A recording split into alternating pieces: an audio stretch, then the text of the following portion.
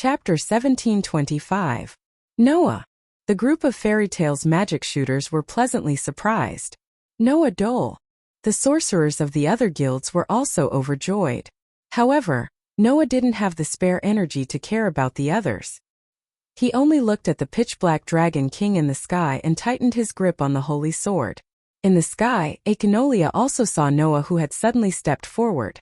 To Econolia, a human was just an ant, not worthy of his attention. Even dragons were prey to Econolia, let alone humans who even dragons couldn't resist. Therefore, Econolia definitely wouldn't look a human in the eye. However, at this very moment Econolia was staring at Noah below. Econolia clearly remembered that human's appearance. 7 years ago on Heavenly Wolf Island, it was this human before his eyes who had stopped him when he was planning to destroy him, and even heavily injured him. It took Econolia several years to recover from his injuries. Taking a closer look, although the wounds inflicted by Noah's parting sword had already healed, there were still some scars left on Econolia's pitch-black body that was covered with mysterious patterns. Recalling the pain he suffered at that time, Econolia's eyes immediately turned red. Roar, roar, roar, roar, roar.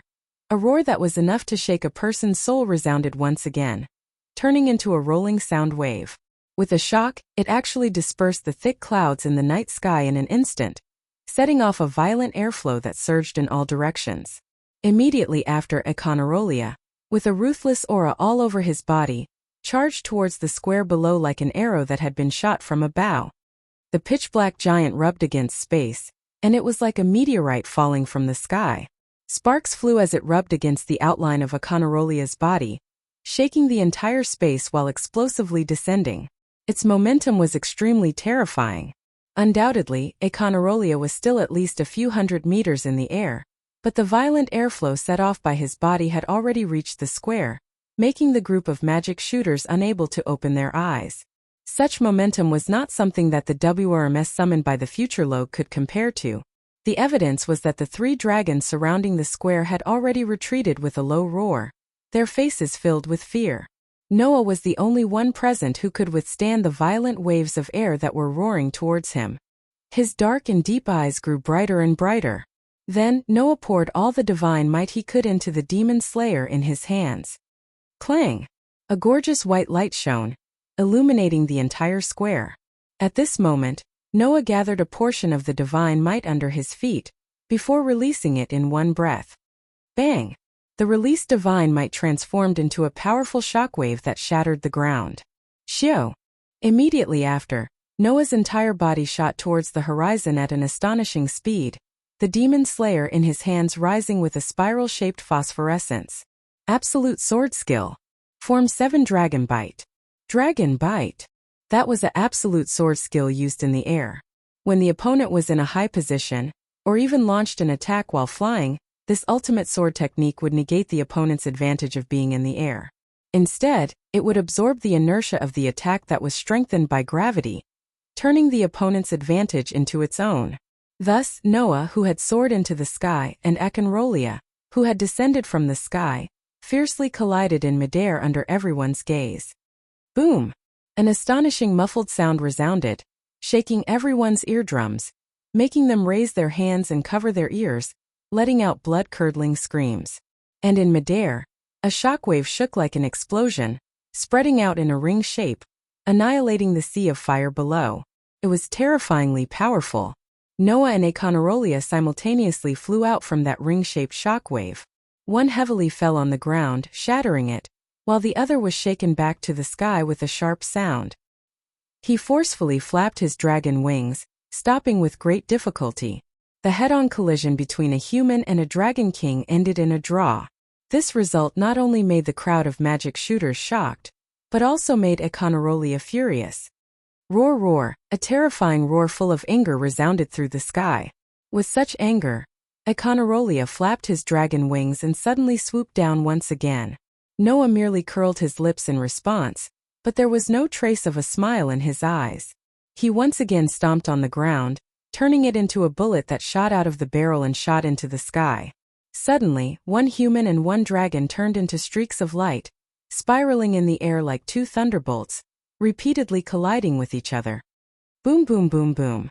Heavy muffled sounds that stung people's eardrums kept echoing as Noah and Econarolia collided with each other, creating terrifying shockwaves in midair that could be seen with the naked eye in all directions, making the space tremble.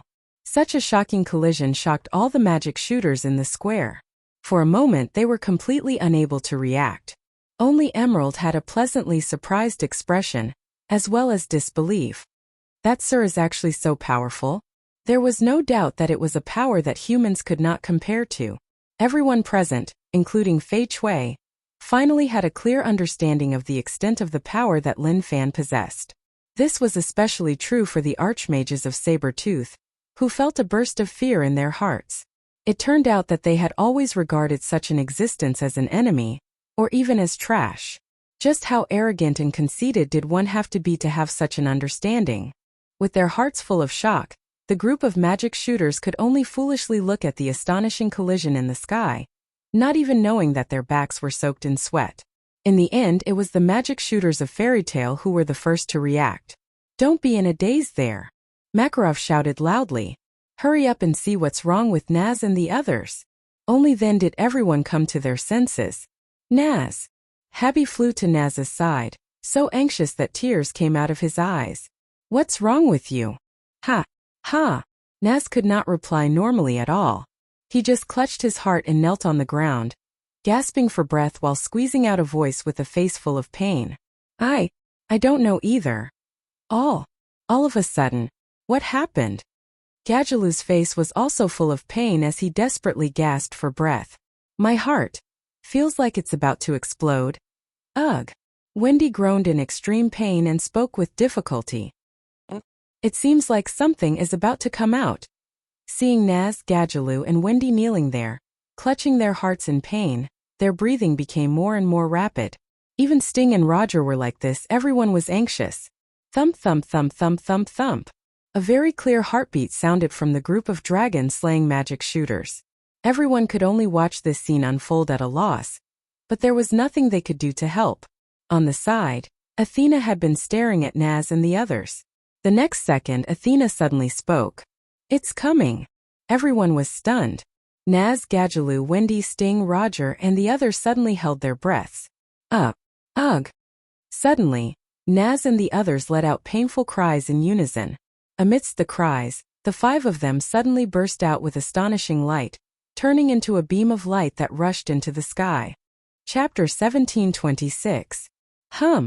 Amidst the tremors in the air, the pillars of light that rose from Naz, Gajalu, Wendy, Justin, and Rog rushed directly into the sky, shining with a dazzling light that was particularly conspicuous in the dark night.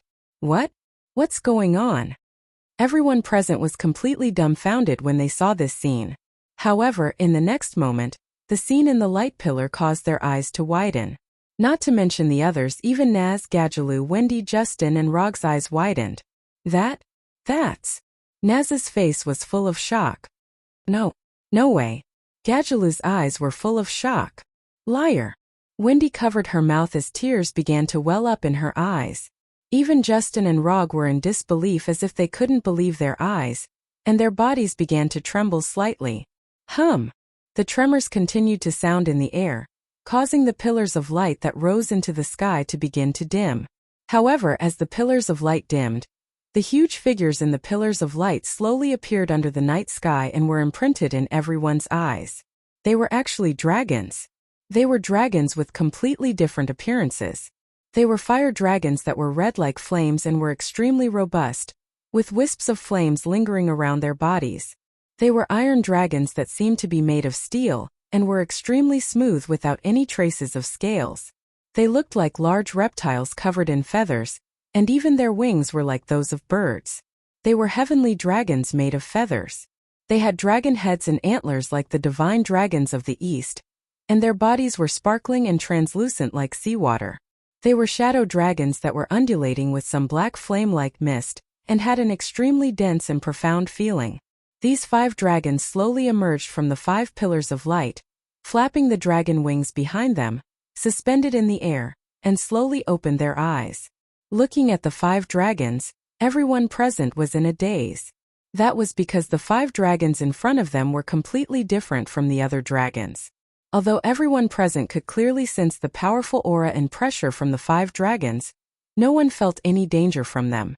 It wasn't that these dragons didn't have the ability to harm humans, but humans instinctively understood. These dragons wouldn't harm innocent lives. Naz, Gadjaloo, Wendy, Justin, and Rog trembled all over as they looked at the 5 dragons and clenched their fists. Naz stared at the leading fire dragon and said in a hoarse voice, "Igonial." Gadjaloo stared at the steel dragon, and his voice was full of disbelief. "Metallicana?" Wendy stared at the heavenly dragon that was covered in feathers, and tears finally fell from her eyes. "Grandine." Justin and Rog looked at the remaining dragons and dragons, respectively, and their lips trembled, but they still called out their names. Buzzlogia, Sheodora. Those names were all too familiar to the dragon-slaying archmages who were raised by dragons. That was because these names belonged to their parents. These dragons in front of them were the parents of Naz, Gadjaloo, Wendy, Justin, and Rog. Although they were dragons, they loved humans deeply. They raised Naz and the others who were humans, and taught them dragon-slaying magic. However, they disappeared at one point, causing Naz and the others to bitterly search for their parents for several years. Under the incredulous gazes of Naz and the others, the 5 dragons lowered their heads and looked at their children with an unimaginable gentleness in their eyes. The leader, Igonial, spoke in a loud voice. "Long time no see, Naz. Ignir." Naz couldn't help but stand up. He couldn't take his eyes off Ignir at all. He moved his legs and walked towards Ignir step by step. "Is it really Igonial? You don't even recognize your own father?" The corners of Igonial's mouth curled up, but that curl quickly disappeared. He shifted his gaze to the sky in front of him and snorted coldly. "However, now is not the time to reminisce. Naz, get out of the way." That one sentence dispelled all the excitement and emotions in Naz's heart. "Bastard!" Naz shouted angrily at Igonial, who was in the sky. "What do you mean by get out of the way? You're so noisy, Naz. Shut your mouth."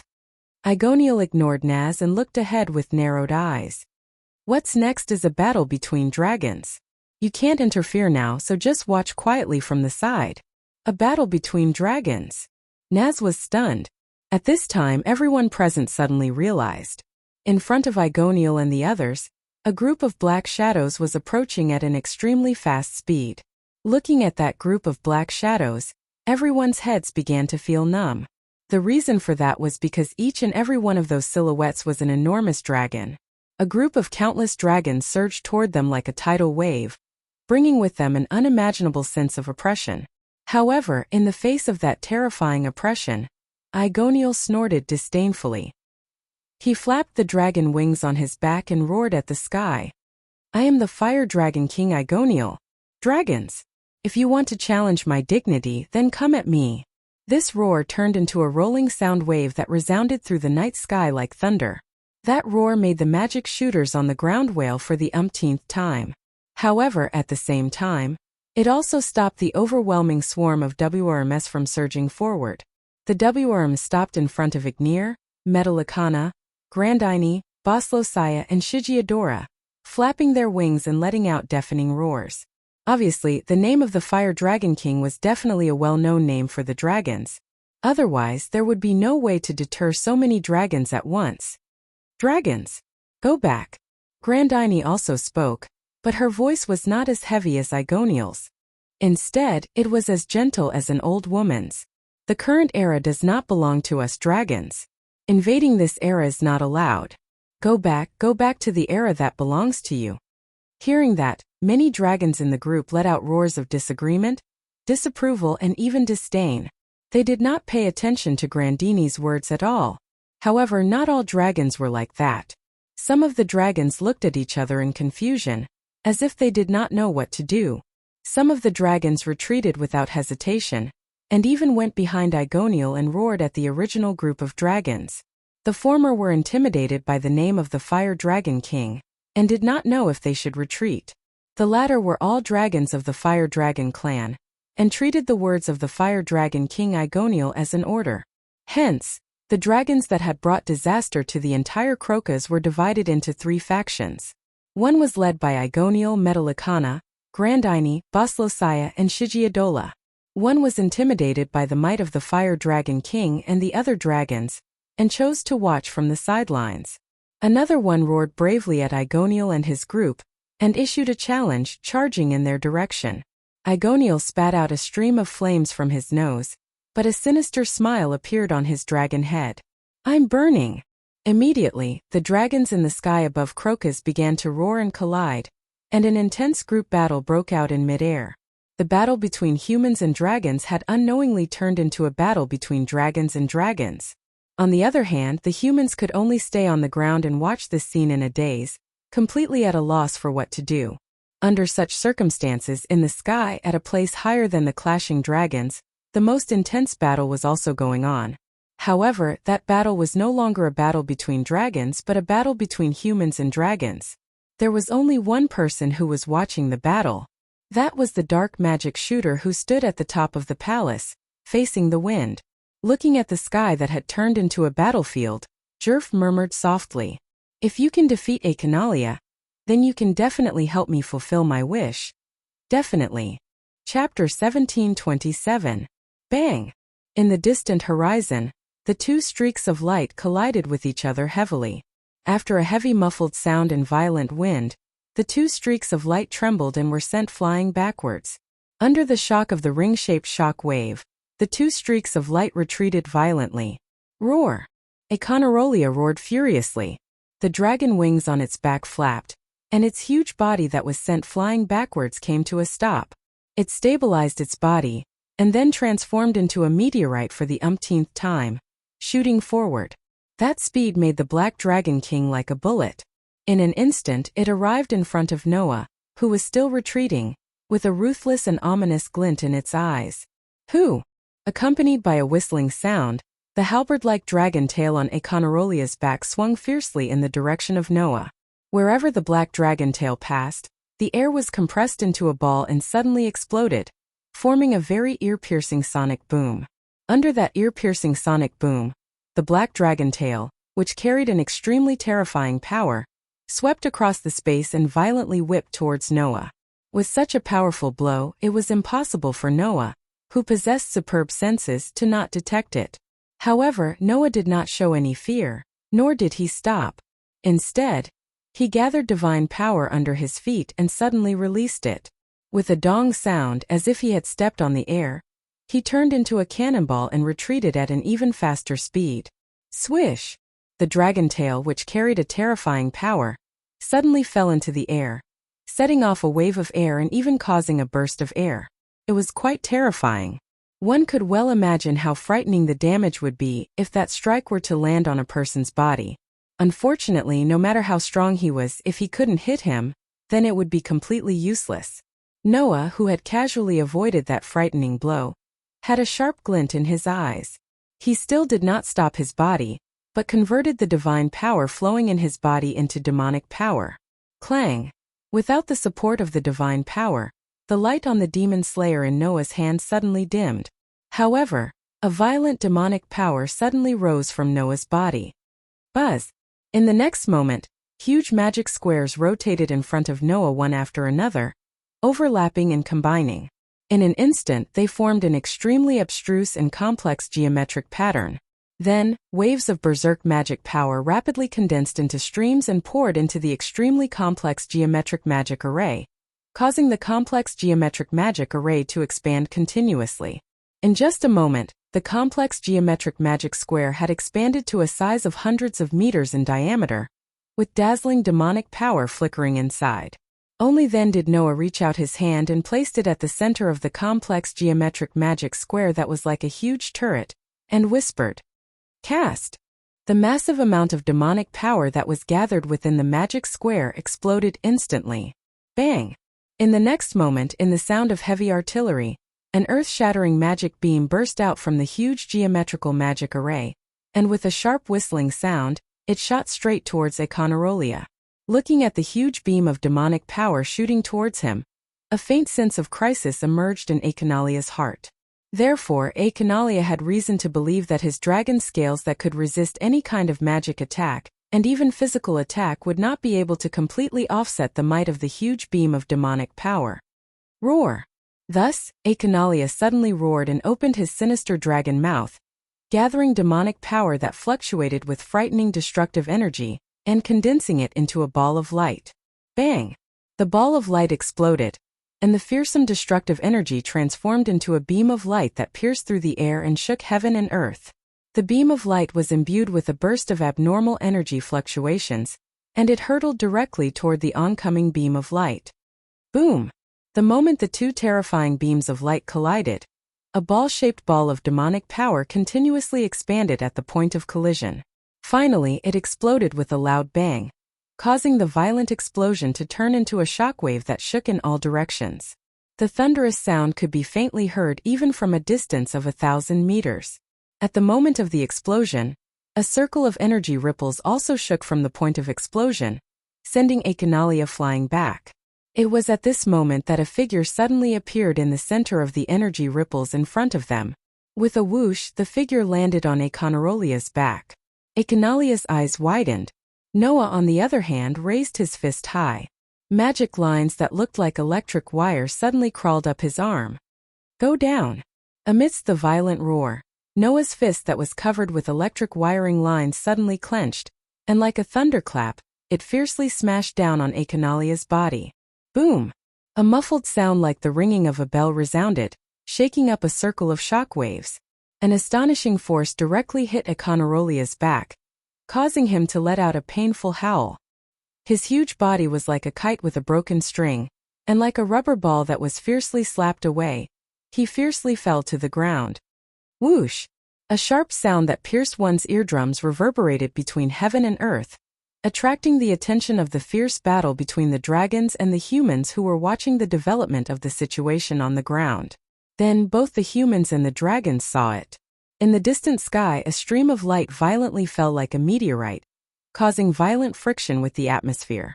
Carrying a fiery halo, it heavily landed in a corner of Crocus under the gaze of all the dragons and humans. Boom! The stream of light hit the ground, and amidst a deafening loud noise, it stirred up a terrifying shockwave. Along the way, it brought along thick sand and debris, spreading to the surroundings like a typhoon. Looking at this scene, both the dragons and humans subconsciously stopped what they were doing and focused their gazes there. After the astonishing shockwave subsided, everyone could see clearly. In that huge pit, Achanalia was lying on it, howling in pain. On the other hand, Noah rode on Achanalia's back. His hands were covered in electric wiring lines that shone with unprecedented brilliance. He threw punches at Achanalia one after another. Boom, boom, boom, boom. A series of muffled sounds that made one's heart contract abruptly resounded. At this moment, Noah seemed to have turned into a berserker.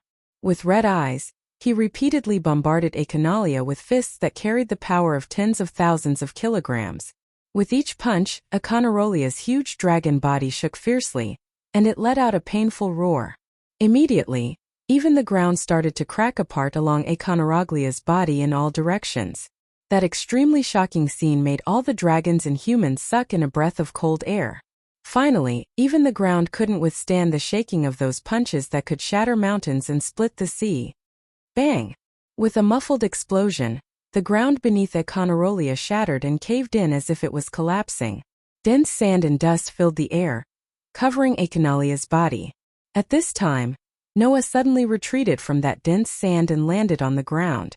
The magic patterns on his arms slowly disappeared, and he raised his hand. The silver holy sword just happened to fall from the sky, landing in Noah's hand. Everyone suddenly went silent. The eyes of the entire Crocus were focused on Noah. Looking at the figure that was much smaller than the dragons, a feeling of alarm arose in their hearts. I didn't expect that such a terrifying human could be born in this era. Agunir stared at Noah, then looked in the direction of the rising sand and dust. However, Achanalia isn't that easy to defeat, human. Chapter 1728. In the sky, the sound of dragons flapping their wings could still be heard clearly, filling the whole of Coloches with a tense atmosphere. Everyone's eyes were focused on the place where the thick dust was rising, and then looked at Noah, who was motionless, and many people couldn't help but swallow a mouthful of saliva. Under such circumstances, in the place where the thick dust was rising, a black shadow gradually climbed up from the ground, and the dragon wings on its back suddenly shook, shaking the thick dust away. Roar, roar, roar, roar, roar. The Black Dragon King, covered in mysterious patterns, looked up to the sky and roared, making everyone present feel as if they had been hit by an invisible impact.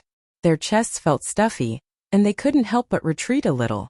Noah looked straight at the angry roaring Econarolia. His hand holding his sword slightly tightened, and an expression of as expected appeared on his face. Even if it's just a god-level physical ability, there's still no way to cause much damage to it? No matter what, Econarolia was a 4-digit existence. Noah's physical ability that was comparable to a god-level physical ability after being strengthened by magic was at best a 5-digit peak. If he wanted to shake Econarolia, there was no way to cause much damage with just an attack of that level. Of course, even if it didn't cause much damage from a human point of view, Noah's actions were already quite astonishing to be able to suppress the legendary Dragon King and beat it up. It was precisely because of this that the anger in Econarolia's heart could be imagined. So in the next second, Econarolia lowered its head, stared at Noah, opened its dragon mouth and squeezed out a low voice. How irritating! That voice stunned all the people and dragons present. However, even if everyone and the dragons were stunned, Econarolia still growled as if it was talking to itself. To think that I would be forced into such a state by a mere human. This is too displeasing. Hearing this, everyone finally reacted. Wendy said with a look of bewilderment. He spoke? Isn't that obvious? Gadjaloo clicked his tongue. Dragons are extremely intelligent beings. How could they not know how to speak? As Gadjaloo had said, dragons were highly intelligent beings. It was impossible for them not to know how to speak. Not to mention, Econarolia was once a human, so it was even more impossible for him to not know how to speak. However, generally speaking, some proud and arrogant dragons, who viewed humans as ants, food and livestock, did not like to talk to humans. That was why they would use roars as a form of intimidation instead of words. Econarolia was an existence that belonged to this category. It wasn't just humans. Econarolia also despised the dragon race, and even despised all life forms. Even if he had extremely high intelligence, he still didn't like to talk to any existence. However, at this moment, Econarolia finally opened his mouth to speak. Because of a human who had once severely injured him and now suppressed him. Raising a ferocious dragon claw and slamming it on the ground, Econarolia spat out words full of anger and hostility in Noah's direction. I will destroy you. Destroy you. Human. Hearing this, before Noah could say anything, Egunal descended from the sky and arrived above Noah's head. You were once a human, Dragon King. Egunal's pair of flame-like eyes stared at Econarolia as he growled at him. This era no longer belongs to the dragons. The birth of a human who can rival you is proof that even you are no longer the overlord of this era. Don't interfere with the direction of this era, Econarolia. Econarolia immediately raised his dragon head and looked at Egunal, his voice still low and angry. Do you think I will lose to a mere human? Fire Dragon King. You were once a human, yet you were able to become the Dragon King. If that's the case, is there anything strange about the appearance of another human who can defeat you? Egunir said as he spat out a mouthful of flames. The era of the dragons has already ended. Your legend will also end one day. I, Fire Dragon King Egunal, firmly believe that this day will come. That is why I continue to live and wait for this day to come. That kind of thing doesn't matter. Econarolia roared, creating an astonishing sound wave. My wish is only destruction. Destruction. Destruction. Your wish will not come true. Econarolia. Egunal was not to be outdone as he roared at Econarolia. His roar created wind waves that surged in all directions. I will stop you. Humans will also stop you. No matter if you are a human or a dragon, you are all so unpleasant. Econarolia's surging gaze swept across the surrounding dragons as he growled. I will destroy all of you. Not a single one will be left alive. Econarolia's words angered all the dragons. However, from Econarolia's body, the dragons all felt a fatal threat. This kind of threat suppressed the anger of the giant dragons and prevented them from recklessly charging forward. Thanks to this, the dragons were able to survive. Econarolia no longer paid attention to the dragons and turned his gaze back to Noah. Then, Aconarolia's body flashed with a pitch-black radiance. Clang! In that pitch-black radiance, Aconarolia's huge body gradually shrank. Seeing this, Noah's eyes flashed with astonishment. What was even more astonishing was yet to come. As Aconorolia gradually shrank, the outline of his body changed from a dragon form to a human form. Finally, when the magic light enveloping Aconarolia's body faded, a figure was imprinted in everyone's eyes. It was a man with dark skin that was covered with patterns. The man had messy long hair draped to his waist and a black cloak draped over his body. His upper body was naked, but there were scars and a dragon tooth necklace hung around his neck. At first glance he looked like a wanderer. However, there was a destructive aura fluctuating from this wanderer, as well as an extremely dangerous temperament. Especially in the man's eyes, there was not the slightest trace of emotion.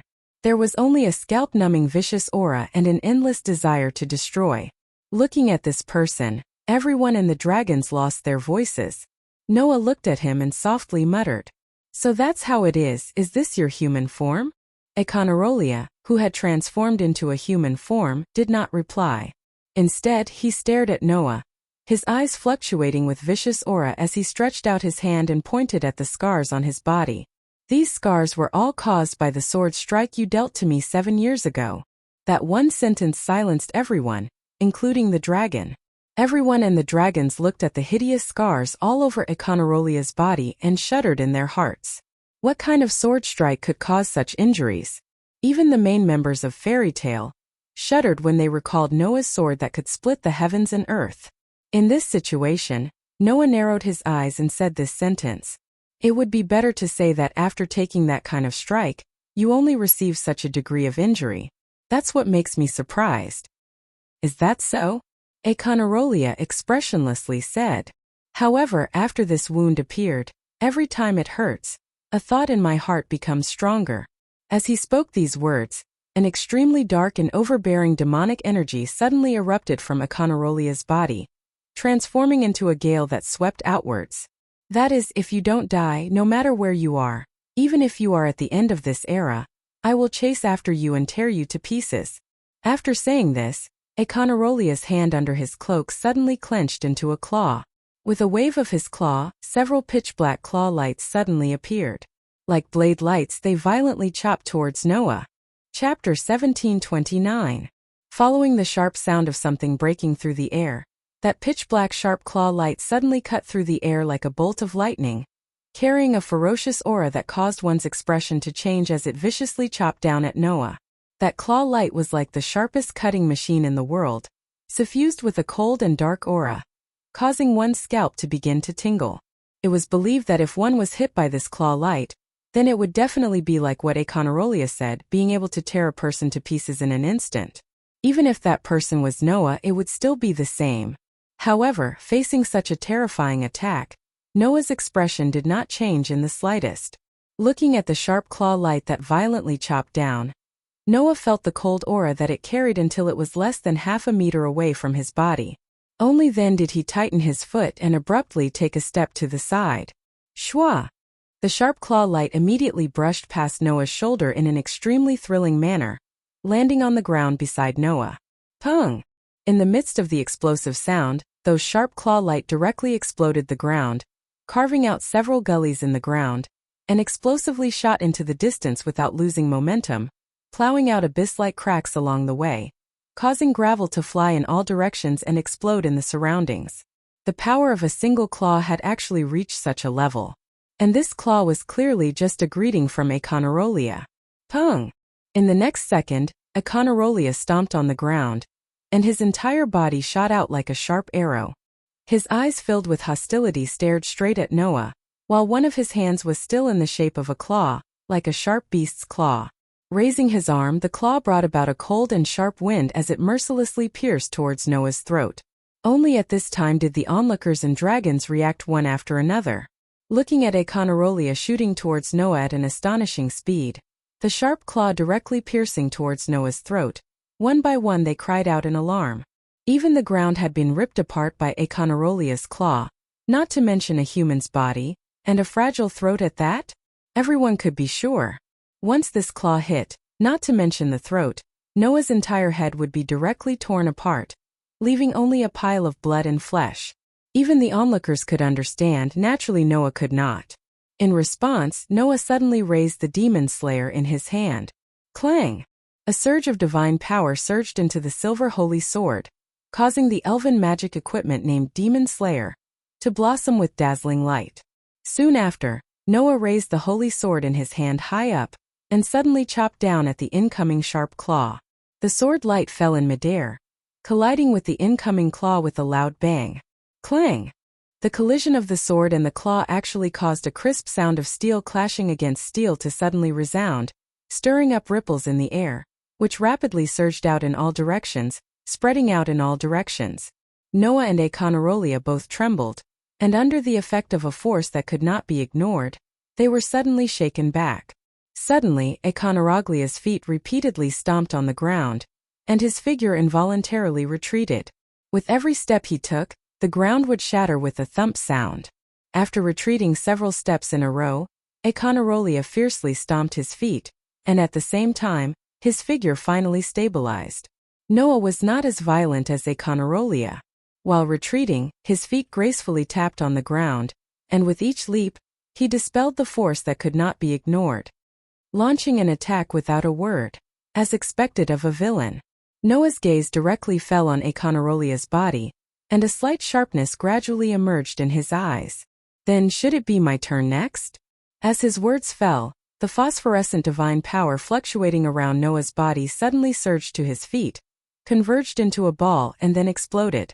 Noah's figure suddenly burst out, and with a low thunder-like sound, the holy sword in his hand pointed at Econarolia from afar, and like a bolt of lightning shot out. Absolute sword skill. Primary form purple lightning. The lightning-like thrust caused Noah's figure to turn into a blurry shadow, and in a flash, he arrived in front of Econarolia. The sharp tip of his sword was directly pointed at Econarolia's throat, as if returning the attack from before. With a cold gust of wind, he mercilessly stabbed forward. Econarolia's pupils slightly shrank, but a ruthless look appeared in his eyes, and he suddenly bent his claws. A pitch-black demonic power suddenly emerged from Econarolia's claws, curling around his 5 fingers and slightly fluctuating, causing Econarolia's nails to be suffused with a cold light. Black Dragon's Claw Attack. With a low roar, Econarolia's arm shook, and his claws instantly shot out. An invisible gust of wind formed a faintly discernible shadow in front of his claws, and like a dragon's claw, it carried a ferocious momentum and met the holy sword that was thrusting towards him. Clang! A loud and clear sound of metal clashing abruptly rang out. Whang! A storm-like ripple of energy suddenly burst out from the collision of the sword and the claw. Kacha kacha kacha! Wherever the ripple of energy passed, the ground was unable to bear the heavy load, and cracks spread out like a spider web from Noah and Econarolia's bodies, instantly expanding to a distance of tens of meters away. Under such circumstances, the invisible ripple of energy was still constantly shaking out from the collision of the sword and the claw, causing the ground to continuously crack. In the blink of an eye, the cracks on the ground had reached their limit, and the whole ground suddenly collapsed. The onlookers and the dragons all subconsciously retreated. Looking at the two people in the collision, they unconsciously broke out in a cold sweat. A collision of that degree, let alone a human, even an ordinary dragon would not be able to cause it, right? Two existences that were essentially human could actually fight to this extent? Just how much potential did the human race have? Econarolia, who did not know what the dragons were thinking, only felt his arm go numb. That holy sword flickering with dazzling white light carried a powerful energy fluctuation, continuously attacking his body, causing his chest to begin to feel stuffy. Then Econarolia discovered his body's ability was actually fading little by little. The so-called dragon-slaying magic was a magic that could give a high mage a physique comparable to a dragon's, a magic that could destroy a dragon's power. Using this kind of magic, Econarolia could slaughter a group of dragons and become the Dragon King. Now the elven magic device called Demon Slayer was slowly eliminating the effects of the dragon-slaying magic used by Econarolia, attempting to pull Econarolia off the altar of the Dragon King and turn him back into a human. That was the ability of the Demon Slayer. It was even more against the rules than the God Slayer magic device, and could even break through curses. Being in close contact with this kind of elven magic device, Aconarolia's dragon physique would most likely be removed and he would turn back into a human. This was something that Aconarolia could not tolerate. "I'm the Dragon King. Aconarolia." Aconarolia clenched his claws, tightly grasping the dazzling white light of the demon slayer. Staring at Noah with an ominous glint in his eyes, he growled, "Before destroying everything in this era, I absolutely won't lose to a human." As soon as his voice fell, Aconarolia suddenly raised his other arm, curling it into a claw. Pitch-black magic surged on it, turning into a sinister beast claw, covering Aconarolia's claw. Whoosh! Amidst the faint sound of breaking air, the claw that was covered by the ferocious beast's claws cut through the air. It carried an incomparably sharp claw wind and terrifying chi as it violently slashed at Noah's chest. Noah's expression slightly changed. Chapter 1730. Sharp claws swept past, carrying a sinister dragon claw shadow, leaving faint claw marks in the air, directly aiming for Noah's chest. In Noah's eyes, the sharp claws gradually enlarged, as though they were announcing the arrival of death. They were closing in on Noah bit by bit. In this instant, Noah could be said to have reached the end of the road. The demon slayer in his hand was firmly imprisoned by Aconalia, not caring about the effects on his body, simply unable to move. In this case, with Noah's body that had returned to the human category after losing his ability value, he would definitely die on the spot after receiving that claw. But at this time, if the divine power in his body was converted into magic power, using the strengthening magic to strengthen his body, perhaps he would be able to withstand this attack. However, at that moment, Aconarolia's claw collided with the demon slayer and directly suppressed Aster, who had lost the support of his divine power, and similarly dealt a fatal blow to Noah. Of course, Noah could also use both magic power and divine power at the same time, achieving the dual use of both the elven device and the strengthening magic. But before this, Noah had already discovered that the difficulty of controlling two completely different types of energy was a lot higher than purely controlling one type of energy. If he used both types of energy at the same time, it would only cause the output of the two types of energy to decrease by a lot, causing the might of both the elven device and the strengthening magic to sharply decrease by more than half. In this way, he simply wouldn't be able to continue fighting Aconalia. Thus, in the battle between Noah and Aconalia, he had always only used divine power or magic power, absolutely not both at the same time. In any case, Aconalia's dragon physique completely came from the dragon slayer magic. As long as he had the demon slayer in hand, then even if Noah didn't use the strengthening magic to strengthen his body's ability would still be in the human realm.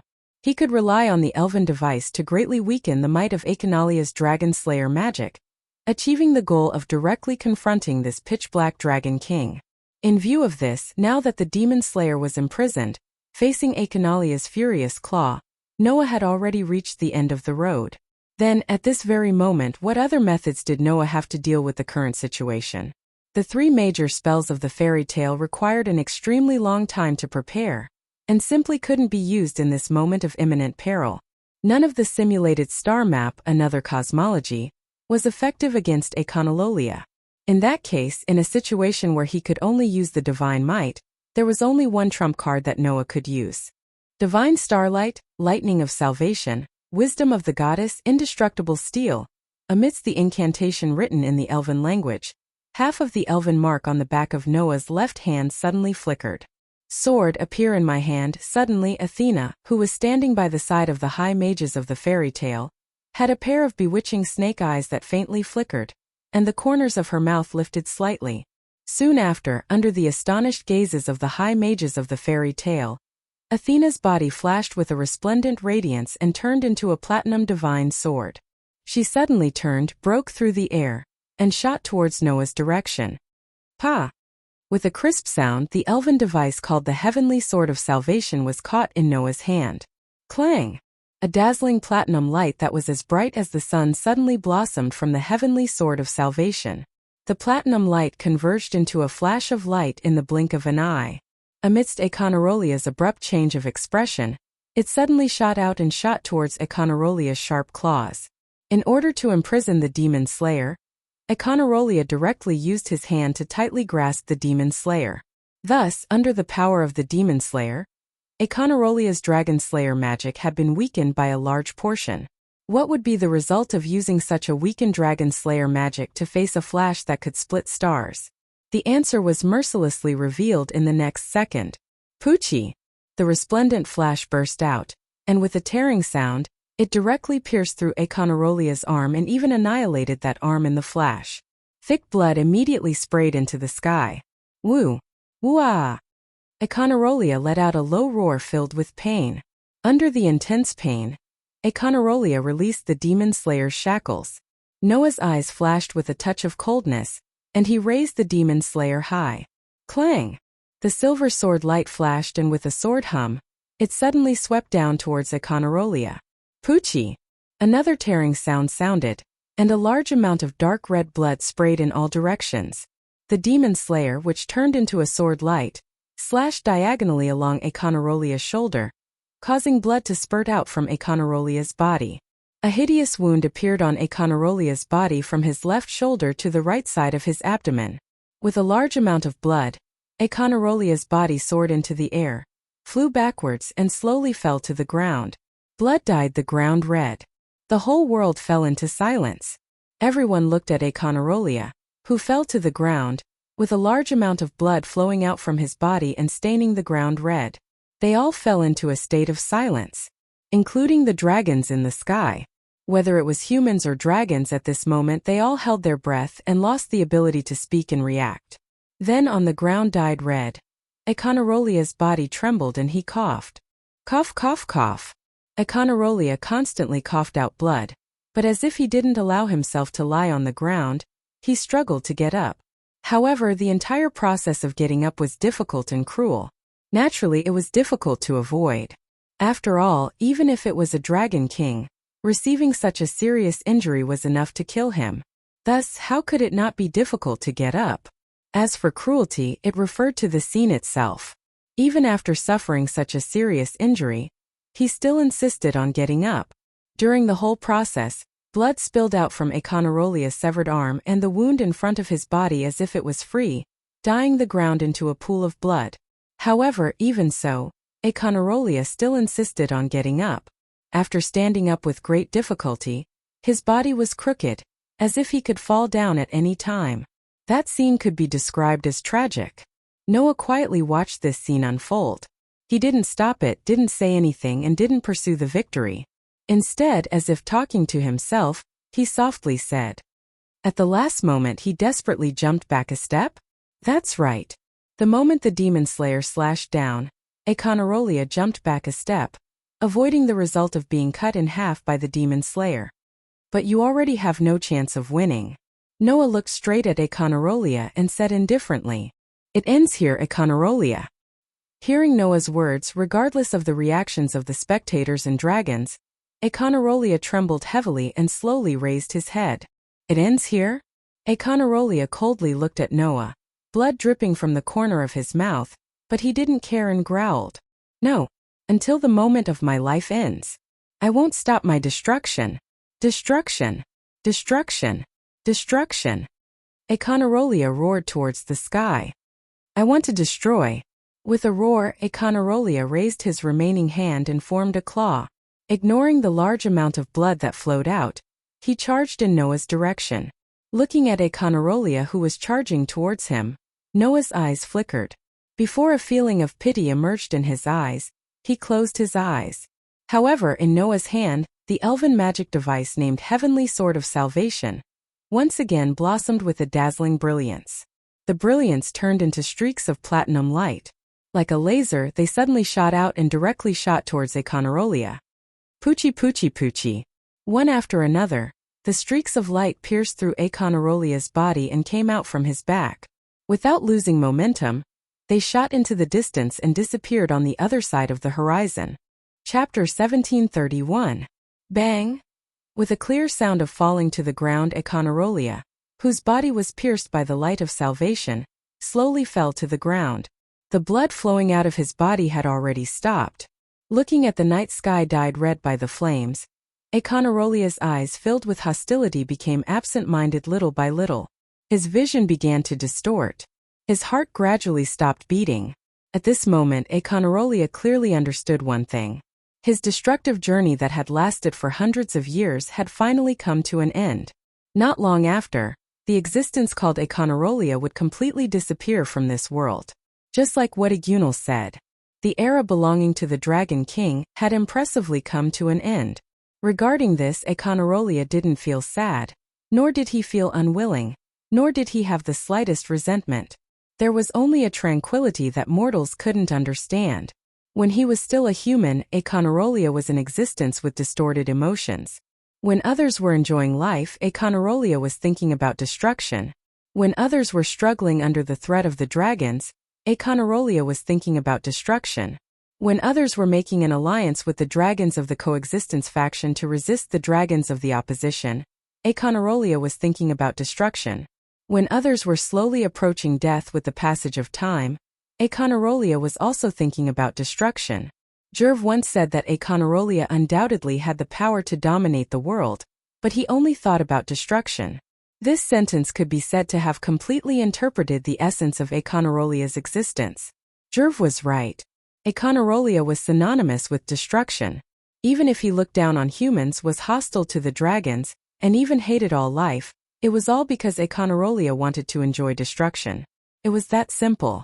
If in the world of Hakata, Azedakaha was the embodiment of evil, then Econarolia was the embodiment of destruction.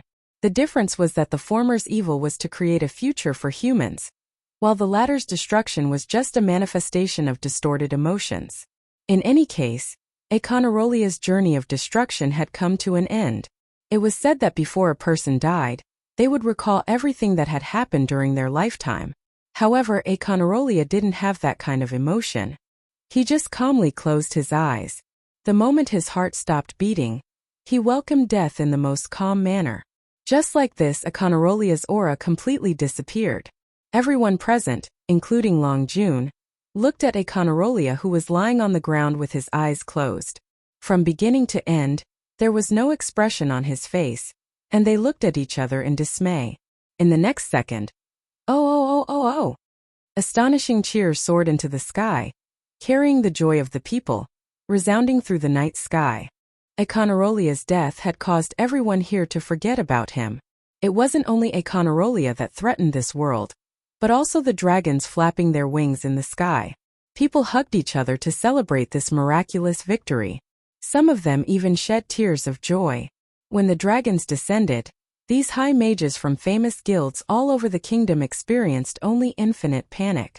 When Econarolia descended, everyone present felt a deep sense of despair. However, the despair that the humans could not resist had finally fallen in front of everyone. He was single-handedly defeated by that existence called Noa Doria with 2 swords. Many people looked at the figure holding the silver holy sword and the platinum divine saber, standing in the sea of flames. Reverence and admiration appeared in their eyes, as well as longing and worship. Even Egoniel, Grandine, Metalicana, Boslosaya, and Shigiadora, who were soaring in the sky, were looking at Noah, who was standing on the ground, with endless emotions surging in their hearts.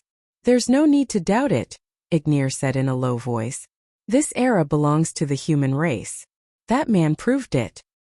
"That's right," Grandine said in an extremely gentle voice. "The era of us dragons has come to an end." Metalicana, Boslosaya, and Shigiadora slowly nodded. Their hearts were actually the same as Econarolia's. There was no sadness, no unwillingness, let alone resentment. There was only inconceivable calmness. Perhaps this was the state of mind that a transcendent of this era should have? With such a state of mind, Ignir turned his head and looked at the dragons in the sky. His voice resounded through the night sky. "Dragons! Go back. Go back to your era. There's no meaning in fighting.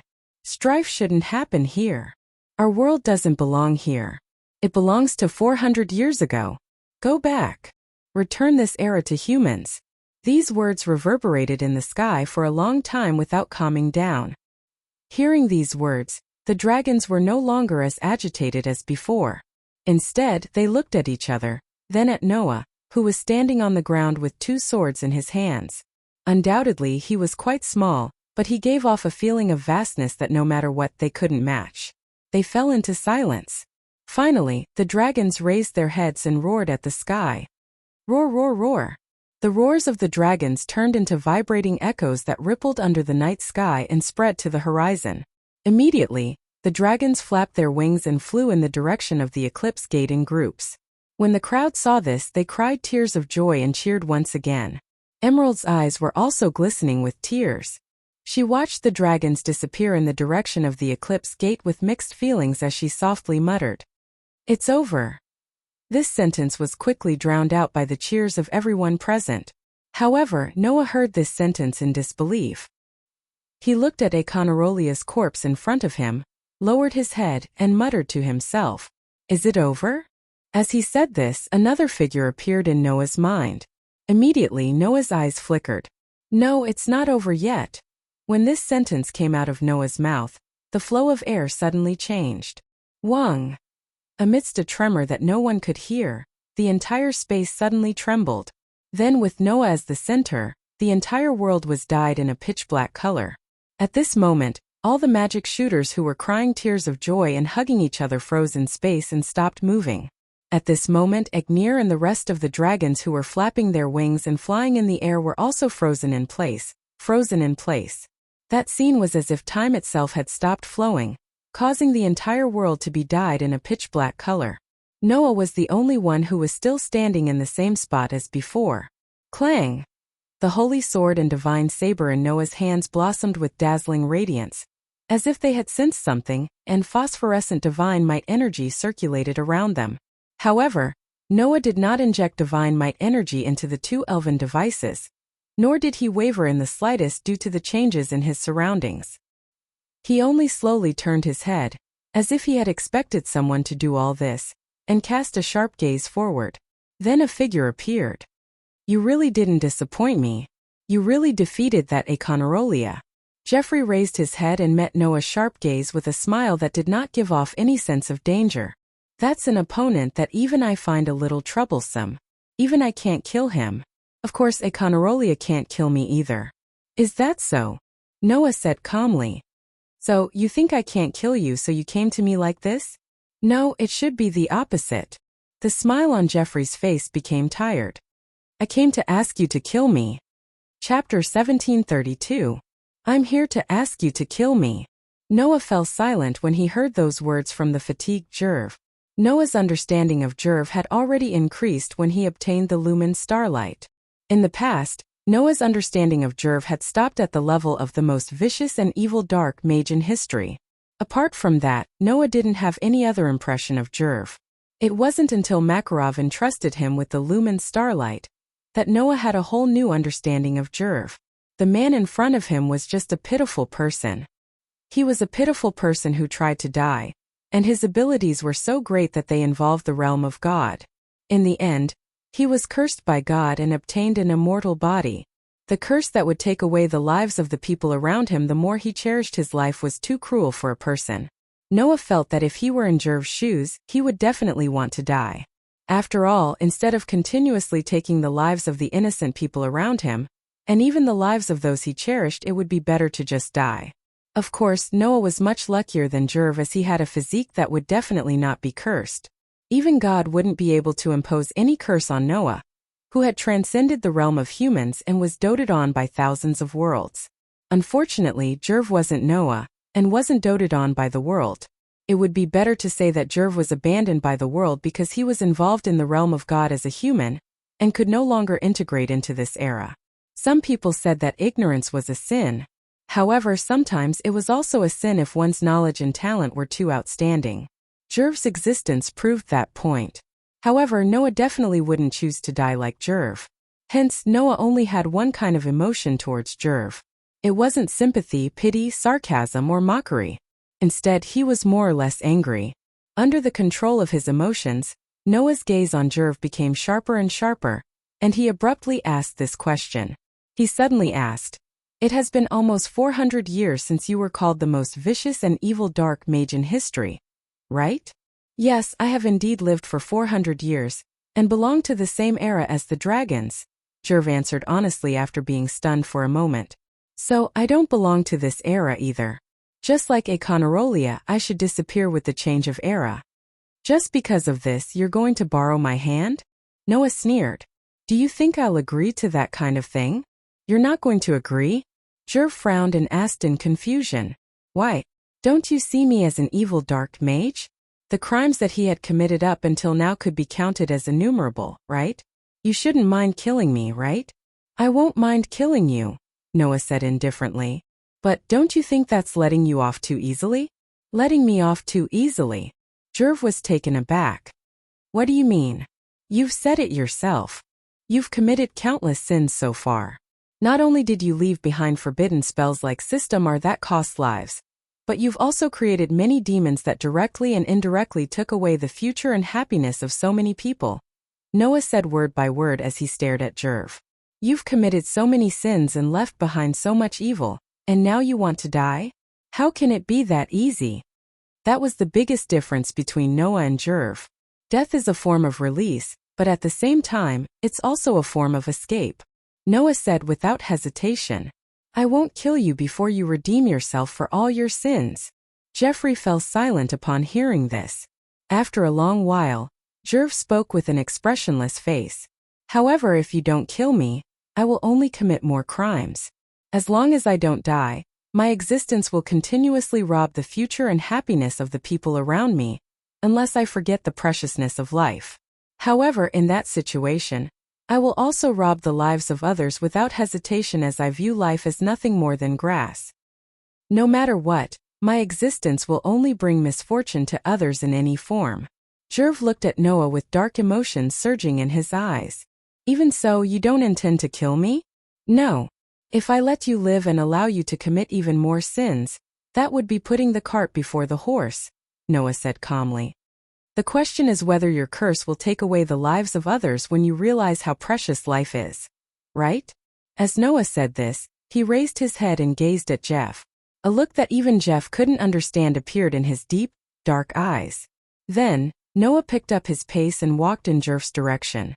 Looking at Jerv approaching him step by step, Jerv's face was full of doubt, but he didn't show the slightest resistance. He just watched silently as Noah approached and stood in front of him. Noah looked into Jerv's eyes and said, I won't let you take away the lives of innocent people, even if you're cursed by God. As soon as his voice fell, Poochie, with a tearing sound, the elf device named Demon Slayer penetrated Jerv's heart and came out from his back. Huh. Jerv didn't expect that Noah, who had claimed that he wouldn't kill him just a second ago, would suddenly attack him. His eyes slowly widened, and he looked at Noah with astonishment in his eyes. Under such circumstances, Jerv didn't notice it. The holy sword that penetrated his body didn't bring out a single drop of blood. Just like that, Jerv suddenly felt it. An unimaginable power appeared in his body without any reason, and he went berserk. A deep darkness surged from Jerv's body and turned into a gust of pitch-black wind that swept in all directions. Jerv felt as if something in his body was about to explode, causing him to scream in excruciating pain. The darkness that surged from Jerv's body like a swamp rolled wildly and shook the entire pitch-black space. Clang! At this moment, the demon slayer that pierced through Jeffrey's body emitted a dazzling white light. It surged out like a tide and covered the darkness that surged out from Jeffrey's body. Under the dazzling white light of the demon slayer, the thick darkness that surged out of Jeffrey's body started to dissipate bit by bit, until it completely disappeared. Noah pulled out the holy sword, causing Jerv to tremble and kneel on the ground as he panted heavily. Geoff was sweating profusely as he panted heavily. He raised his trembling hands and exclaimed in disbelief. The curse on me? I removed it, Noah said matter-of-factly. My Aster has the ability to remove any curse, even if it's a god's curse. Noah's words made Jerv's expression change. There was surprise, doubt, confusion, and even disbelief in his expression. This way, you won't take the lives of others uncontrollably, and you won't have an immortal lifespan. Noah turned his back to Jerv. What you need to do next is to atone for the sins that you've committed in the past 400 years. With that, Noah glanced at Jerv. As long as you live, Li Tianlan said. After saying that, Noah ignored Gerald and slowly walked in the direction of his companions. Chapter 1733. Seeing Noah leave without any hesitation, Jerv's eyes flickered, and he fell into a daze. To make up for the sins left behind in the past? After thinking about it carefully, Jerv realized that he had indeed left behind many things that he had to make up for. In the past 400 years, many of the forbidden magic that Jerv developed had a serious impact on this world. For example, the Paradise Tower incident was a tragedy caused by the forbidden magic left behind by Jerv. In fact, this was not the only thing that had happened in the past. Even Noah didn't know. In fact, the Gate of Time named Eclipse was also something created by Jerv. In other words, even if the culprit behind the appearance of the 10,000 dragons was not Jerv, it was definitely related to him. The arrival of the future Logue, the kingdom's princess being used, the plan for the Great Demon Battle exhibition. These were all indirectly caused by Jerv. In addition to these, Jerv also created many demons. Now those demons must still be active in every corner of this world, right? Use my lifetime to atone for my sins? Jerv smiled bitterly. However, that smile faintly carried a sense of relief and redemption. Forget it, after struggling meaninglessly for 400 years, maybe it's not bad to live a meaningful life. Without the curse of God, Jerv's lifespan would become limited. How to eliminate the sins left behind in this world in a limited time would become Jerv's homework in the future. And that was not something that Noah could interfere with. On the other side, Noah was still walking in the pitch-black space as if time had stopped. He walked in the direction of his companions. While walking, Noah spoke with a calm expression. What? Still not planning to come out? As the voice fell, a petite figure like a fairy descended from the sky and slowly landed beside Noah. Mavis tilted her head and looked at Noah as she spoke in a serious tone. Is this really okay? Noah naturally understood what Mavis was referring to. Hence Noah asked in return. Do you think I didn't handle it well? No one can be sure whether Jerv will live to atone for his sins in the future, right? Mavis said after a moment of silence. It is possible that he will continue to wander like before, with the contradictory feelings of respect and contempt for life. Who knows? That's his decision, Noah said without changing his expression. As long as he doesn't make me regret my decision today, that's none of my business. If Jerv spent the rest of his time making up for his sins, that would be the best-case scenario. However, if there came a day when Gerald spent his limited time on the wrong path, Noah would hunt him down no matter where he was. This was Noah's decision. After all, I don't want to fight for the sins he left behind. It's like I'm cleaning up after him. Noah shrugged. So there's no harm in letting him deal with it himself, right? Mavis was silent. After a while, Mavis sighed. If this is your decision, then I can't say anything.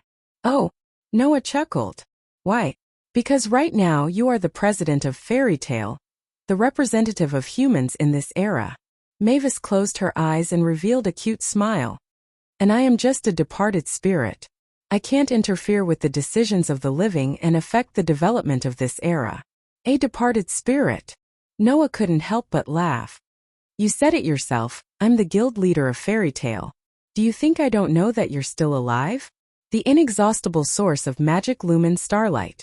That miracle was built on Mavis' body, which also carried the curse of the god of Ankh. Mavis wasn't truly dead. She was only affected by the curse of the god of Ankh, which was even more powerful than her own. She fell into a dilemma of having her immortal life taken away.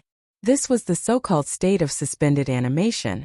If Mavis could be revived, Noah could use Aster's power to remove the curse on her body. Then Mavis would be able to live again. Just like Ankh. Although I don't have the means to save you right now, once I complete my mission, everything will be fine. Noah didn't look at Mavis as he spoke with a hidden meaning. So, do you still insist that you are dead? Hearing this, Mavis didn't say anything. She walked briskly beside Noah with her hands behind her back. She looked at the sky, her gem-like eyes swaying gently like the surface of a lake. The dragon race has already gone extinct, Aconorolia has been destroyed by you. Ankh is about to embark on a journey to atone for his sins, and existences that don't belong to this era have their own path of return. If I am revived, then what should I live for? From Mavis's words, Noah could clearly hear a hint of bewilderment. In response, Noah spoke without hesitation. Is there even a need to say it? Of course it's for the fairy tale. His words caused Mavis to be completely stunned. I will definitely resurrect you. Noah faintly smiled at Mavis, who was staring blankly at him. When the time comes, you will join my guild and live for my guild. Noah's words made Mavis' gem-like eyes shine with a peculiar light. Shortly after, Mavis smiled happily. Yes. The instant Mavis nodded, the pitch-black luster in the surrounding space began to fade away. Time resumed its flow. The sea of fire that had filled the entire Clocassi had gradually extinguished at some point. In the square, the group of high mages raised their heads and looked at the sky. Over there, led by Ignil, Grandine, Metalicana, Boslosaya and Shigiadora, the dragons floated in the air. They lowered their heads and looked at their children in silence. Gadjaloo, Wendy, Sting and Rog were also looking at their adoptive parents flying in the sky. For a moment all sorts of feelings welled up in their hearts, and they didn't know what to say. Naz was the only one who kept yelling at Igunil. Ignir! Hurry up and explain yourself. Why did you come out of my body? You are so noisy, Naz. Naz! Igunir roared helplessly, as if he was humiliated. Can't you be any quieter at this time? Who cares what time it is? The more Naz spoke, the angrier he got. I have been looking for you. But you hid in my body. You are too much. That's right. Wendy said with tears in her eyes, feeling wronged. I have also been looking for you, Grandine. I'm sorry, Wendy, Grandine said apologetically. We had no choice. If we didn't hide in your bodies, we wouldn't have been able to extend our lives. Extend our lives? Wendy was startled. Not to mention Wendy, even Naz, Gadjaloo, Sting, Roger, and the others opened their eyes wide, and their expressions were completely frozen on the spot. Gadjaloo couldn't help but step forward and shout at Metalicana. What is the meaning of this? Metalicana didn't say anything. Instead, he turned his head and looked at Noah beside him before he spoke in a deep voice. I think you should have discovered our state, right? Hearing Metalicana's words, everyone's gazes converged on Noah. Under everyone's gaze, Noah was silent for a while. After a while, he cast his gaze on the group of dragons. Although I don't know what's going on, I can feel that the life aura in your bodies is constantly draining away. If this continues, you might disappear soon, right? Naz and the others were shocked and stood there in a daze. Chapter 1734. Disappear? The dragons would disappear? Igunil, Grandine, Metalicana, Perlogia, and Shigiadora would all disappear? What kind of joke was this? Grandine, Wendy said with a trembling voice. Is this true? Naz, Gadjaloo, Sting and Rog stared at the dragons who were their adoptive parents, trying to find a trace of a joke from them. Unfortunately, they were destined to be disappointed. That human is right. We are indeed about to disappear, Perlogia said calmly. No, to be more precise, we should have disappeared 400 years ago. 400 years ago, our souls were already taken away by Aconarolia's dragon-slaying magic, Shigiadora said calmly. That's why we could only seal all of our remaining power into your bodies to extend your lifespan. Of course, the purpose of doing this is not only to extend your lifespan, but also to prevent you from becoming a dragon like Aconarolia because of the dragon-slaying magic. For this reason, we must create antibodies to prevent you from becoming a dragon. After doing this, we only have one last purpose left, Metalicana said as he looked at Aconarolia's corpse. That is to defeat Aconarolia. When we were at Heavenly Wolf Island, we had already decided to come out of your bodies, but unfortunately, we didn't make it in time. Grandine's voice was still as gentle as ever. Fortunately, you are all safe and sound. Then, we've been waiting for the opportunity to defeat Aconarolia. We've been waiting until now. Ignir turned his gaze to Noah. However, it seems that our existence is unnecessary. Even without us, you can rely on your own strength to defeat Aconarolia. The potential of humans is indeed limitless. Noah was silent. Naz was still in disbelief. He clenched his fists, his body trembling, and his emotions fluctuating violently. Liar! Wendy's tears finally flowed down. Damn it! Gadjaloo turned his head and gritted his teeth, suppressing the sadness in his heart. Even Sting and Rog lowered their heads with complicated expressions, not knowing what to do. In this regard, the others could only watch this scene speechless. The atmosphere in the air suddenly became heavy and sorrowful. Brother Noah. Wendy could only turn her head and grab Noah's clothes as if she was grasping at straws. Can you think of a way to save Grandine? Hearing this, Noah had a bitter expression and shook his head. If their souls were still here, I might have a way. But their souls have already been taken away by Aconarolia's dragon-slaying magic. And now they are will's power. I can't do anything. Not to mention Noah, even Athena, who was in charge of life and death, could not do anything about this situation. After all, the dragons was their power was they would not be able to survive in this form for long.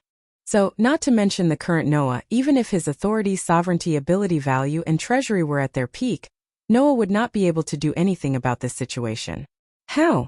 How could this be? Wendy's eyes became wet again. Then what should we do? Father. Naz clenched his teeth, holding back his tears. Do you really have to disappear? Don't feel sad, Naz. Igunal smiled magnanimously. You are no longer a child. You have your own companions and your own family. You have even joined a guild and become an amazing magic shooter. If you can't even bear this kind of parting, how can you call yourself the son of the fire dragon King Igoniel in the future? I am your son. Naz could no longer hold back his tears, but he tried his best not to let his voice carry a sob. No matter what, I am your son. That's right. Igunal laughed out loud, but there was no trace of sadness in his voice. There was only relief that gave everyone unlimited courage. Parting is just a part of life. I will always be by your side and watch you grow. Don't forget this, Naz. Me too. Grandine looked at Wendy gently. I will always be by your side, Wendy. I'm not as gentle as Igunal and Grandine. Metallicana smiled at Gadjaloo. But even without me you can definitely do it, right? Isn't that a given? Gadjaloo met Metallicana's gaze and looked over. There was not much sadness on his face. I will definitely live a more exciting life than anyone else. Is that so? Metallicana pursed his lips. I hope your eyes won't be so scary anymore. Boslosaya and Shigiadora did not say much. They just looked at Justin and Logue. Their gazes met, and everything was understood without words. Then, the dragons' bodies began to emit a faint light. Grandine! Wendy cried out with tears flowing down her face. Take care, Wendy, Grandine murmured softly, then looked at Noah and said, I'll leave Wendy to you. Don't worry. Noah nodded heavily. I won't let Wendy get hurt even a little. Only then did Grandine smile with relief. In the faint light, Igunal, Grandine, Metallicana, Boslosaya, and Shigiadora fixed their gazes on their children. Then, their huge bodies turned into light particles and gradually disappeared into the air. Roar, roar, roar, roar, roar. The dragon's roar resounded through the sky as the 5 dragons disappeared, echoing under the night sky. At this point, including Aconnarolia, the dragons that dominated the entire world 400 years ago had truly retired from the stage. The existence that replaced the dragons and emitted light in this world was the humans. Noah squatted down and hugged Wendy, who buried her head in his arms and cried softly. He looked at the place where the dragons disappeared and did not speak for a long time. On this day, Noah personally ended the legend of Aconnarolia and changed Jerv's future. At the same time, he also witnessed the final glory of the dragons. However, this was not the only thing that Noah should do. The sky slowly began to brighten. In the palace in front of the magnificent eclipse gate, a young girl in a black robe stood there, looking at the gate that was engraved with the sun, moon, and stars. Her expression was extremely serene. She looked as if she was reminiscing about something beautiful, and no one could bear to interrupt her. Not long after, Noah walked over with powerful but slow steps and stopped a certain distance away from her. Looking at the young girl in the black robe, Noah did not immediately speak and silently stood there. Whoosh! A gust of wind blew across the scene, raising Noah's robe and the young girl's black robe, causing a faint trace of sadness to appear in the air. Then the young girl finally spoke. Actually, it is impossible for there to be more than one future phenomenon. The reason why this phenomenon exists is because of this space-time gate that can change the future. Noah confirmed the young girl's words.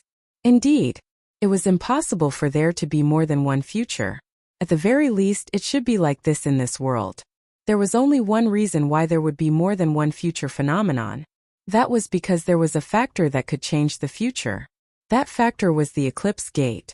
In other words, without the eclipse gate, there would not be more than one future. The young girl was still looking at the spacetime gate as she said, "Now that things have developed to this point, I have finally sorted out some things." In the future Rog's era, Aeconarolia dominated the entire world. That was the original development of the era, and it was the first future. In the first future, Rog was not willing to be dominated by Aeconarolia, so he used the eclipse gate to return to 7 years ago, which was my era. He summoned 10,000 dragons and dominated my era, which was the second future. And after the death of my companions, I, who couldn't walk out of the sorrow, also had the idea of changing the future. Through the eclipse gate, I came to the time before Log summoned the dragon, which is the current era, leading to the third future. However, I don't know why, but in this future you exist. Through your hands, you banished 10,000 dragons and defeated Aeconarolia, making the future of this era unprecedentedly bright. The future Lucy turned around and looked at Noah with a faint smile. Unfortunately, this is not my future, nor is it my world. Whether it is me or the future Rog, the future that belongs to us still exists. Noah nodded and turned his gaze to the eclipse gate. Noah knew about the future Lucy's plan. That was to destroy the eclipse gate. Chapter 1735. There was only one future in the first place. However, the eclipse gate, which could travel through time and space, gave people the right to change the future, leading to the appearance of multiple futures. So, if the eclipse that caused all of this was destroyed, what would happen? The result would be that with the destruction of the eclipse as the dividing line, there would be two types of futures, a future with the eclipse and a future without the eclipse. However, the eclipse itself was the factor that caused the appearance of multiple futures. If this factor disappeared, the appearance of multiple futures would become impossible. The eclipse existed in the future of Lucy and Roger, which was why the two of them could come from the future to this era. Once the eclipse was destroyed, the factor that caused the appearance of multiple futures would disappear, and there would be a contradiction between a future with multiple futures and no future with multiple futures. This way, the two types of futures, a future with the eclipse and a future without the eclipse, would conflict with this contradiction. These contradictions and conflicts would cause the timeline to be completely messed up, and it was possible that the world itself would collapse. However, the world would not just sit by and watch this happen. At the very least, Noah was sure that once this happened, the world would repair itself and eliminate this contradiction. So, how could this contradiction be eliminated? It was very simple. Eliminate all of the different futures that appeared because of the eclipse gate. The so-called futures were things that had not happened yet. If something hadn't happened yet, then it shouldn't be possible for it to happen. Therefore, once the eclipse gate was destroyed, all of the futures that had not happened yet would disappear, leaving only this era that was still in progress. In this way, the fact that Lucy's companions died in the future would not appear. Since this was the case, what Lucy wanted to do in the future was already clear. There was only one thing that Lucy did not know about the future. That was, after the eclipse was destroyed, there would be two futures left. One was a future with Noah. The other was a future without Noah. After all, Noah's arrival was not caused by the eclipse gate. Therefore, even if the eclipse gate that caused the appearance of multiple futures disappeared, all of the futures that had not happened yet would be eliminated, leaving behind these two futures. However, the world would probably merge the two futures to prevent this kind of contradiction that caused the timeline to be messed up again. As for the two futures that were merged, it was obvious which one would be the main one. No matter what, the world would not allow the future where Noah existed to disappear, right? In other words, once the eclipse was destroyed, the only era left behind would be the era where Noah existed. The rest of the messy future would disappear along with the destruction of the eclipse portal, including the future Lucy's era, as well as the future Lucy herself. This was the result of the space-time paradox was fixed. Have you really made up your mind? Noah asked quietly. You can also choose to continue living in this era, right? After all, this isn't my world. Future Lucy shook her head. Moreover, there is already me as here. The future Lucy was Lucy, and they were not two completely different people. Therefore, Noah's idea of choosing to continue living in this era was wrong. The reason for that was because the existence by the name of Lucy Hartfilia was still living there. The disappearance of the future Lucy was only returning to the state where she was one with Lucy, not a separate existence by using a different future. Seeing how happy I am with everyone, I really can't wait to return to this era, the future Lucy said from the bottom of her heart. Can you understand? Can you understand? Of course Noah could understand. The only difference between Lucy and the future Lucy was that the future Lucy had experienced the painful future, where all of her companions died tragically. If that future did not exist, then there was no difference between Lucy and the future Lucy. The two of them were originally the same existence. Returning to one with me in this era is what I want to do. The future Lucy looked straight at Noah and smiled. Moreover, I also want to know how it feels to be in the same guild as you. It's not just me, Noah said almost reflexively. Me, you, and everyone else, everyone in the guild is together. Only then will we be a whole. Hearing that, the future Lucy was slightly startled. Then her expression melted and became gentle. That's right. Being with everyone is my future. The future Lucy said with a natural smile. Then Noah, can you help me? Noah met the gentle gaze of the future Lucy, smiled and nodded. Then under the gaze of the future Lucy, Noah walked towards the eclipse gate step by step. Wong! A surge of mana gushed out from Noah's body. Magic lines that looked like electric wires lit up and covered Noah's arm. Noah slowly approached the solar eclipse door and lifted his head, gazing at the majestic door. Looking at this scene, the future Lucy's eyes were filled with anticipation and hope.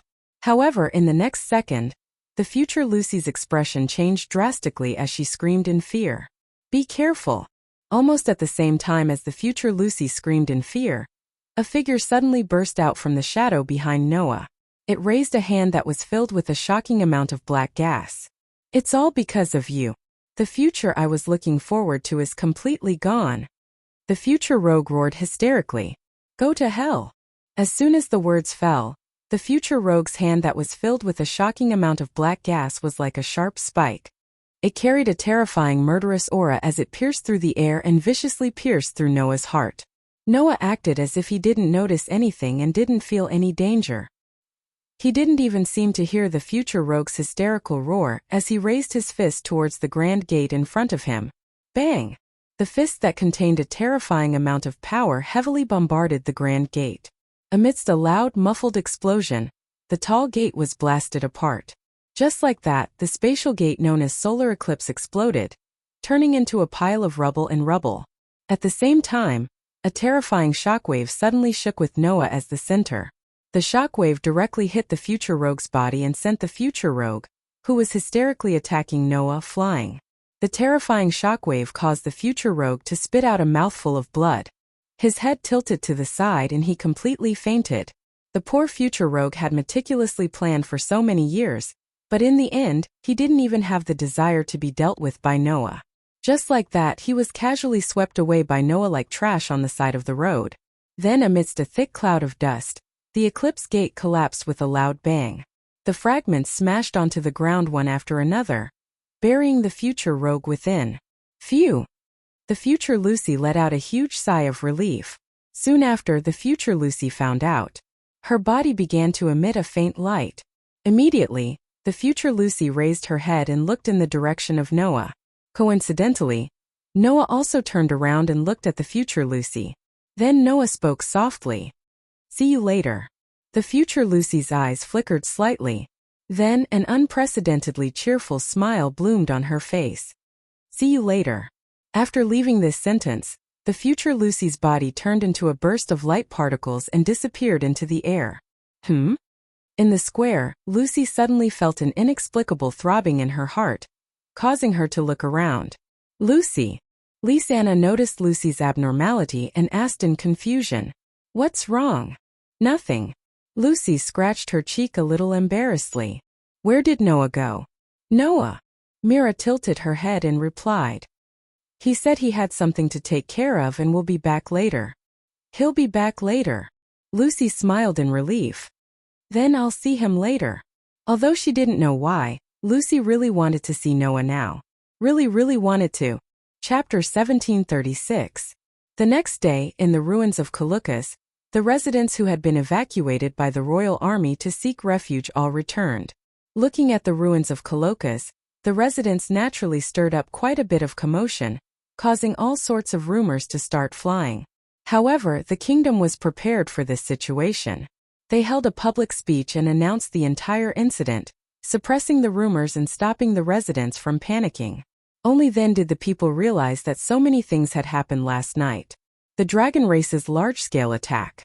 In Revelation, the black dragon that destroyed a huge country appeared. The evil sorcerer was behind all this, trying to harm everyone in this world. And all of this was stopped by the sorcerer from the kingdom's major guilds. This was the news that the kingdom announced. As for the details, such as the purpose of the Great Demonic Battle Exhibition, the reason for the Eclipse Plan, and Princess Emerald's misjudgment, none of them were announced.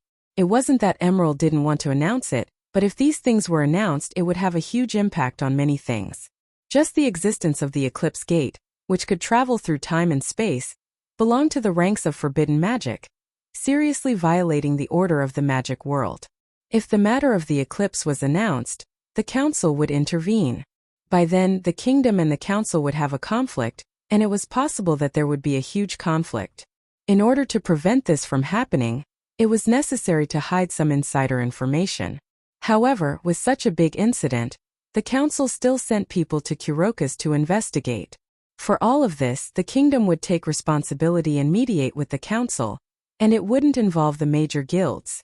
Therefore, based on the current situation, there shouldn't be any more serious incidents in the future. There were two things worth mentioning. One was Emerald's surrender. Emerald hoped that her misjudgment would lead to a serious threat to the entire kingdom and the world, so she would receive the punishment she deserved to atone for her crime. However, the group of people led by the leader of the Sakura Knights, Alcadios, and the Minister of National Defense, Dayton, knew that Emerald's true purpose of opening the Eclipse Gate was to save the kingdom and the world, but they tried their best to protect her. In the end, Emerald was just being used. Although it couldn't be said that she wasn't at fault, she wouldn't be convicted. Therefore, a group of senior officials who understood Fatsue's good intentions hoped that Fatsue would reconsider. However, Fatsue, who was tortured by guilt, disagreed. She wanted to get the punishment she deserved. In the end, the matter was resolved because of Noah's words. Since everything happened because of you, you shouldn't be thinking about how to punish yourself. Instead, you should be thinking of a way to restore the capital that was destroyed to its original state. Don't tell me you intend to abandon the citizens of Colchis whose homes were destroyed for the sake of self-satisfaction? This sentence made Fatsue completely speechless. In the end, Emerald took on the responsibility of rebuilding Colchis. She vowed to rebuild Colchis in the shortest time possible, and return a better capital to the people. At this point, this matter was finally resolved.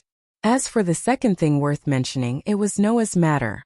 Although Fatsue didn't disclose the inside information that wasn't necessary, she didn't hide the credit of Noah, who single-handedly stopped most of the dragons, defeated Aconarolia, and destroyed the Future Logue's conspiracy. Instead of hiding anything, Fatsue promoted it vigorously. After releasing 10,000 dragons, Fatsue was already in despair. However, because of Noah's existence, she saw hope.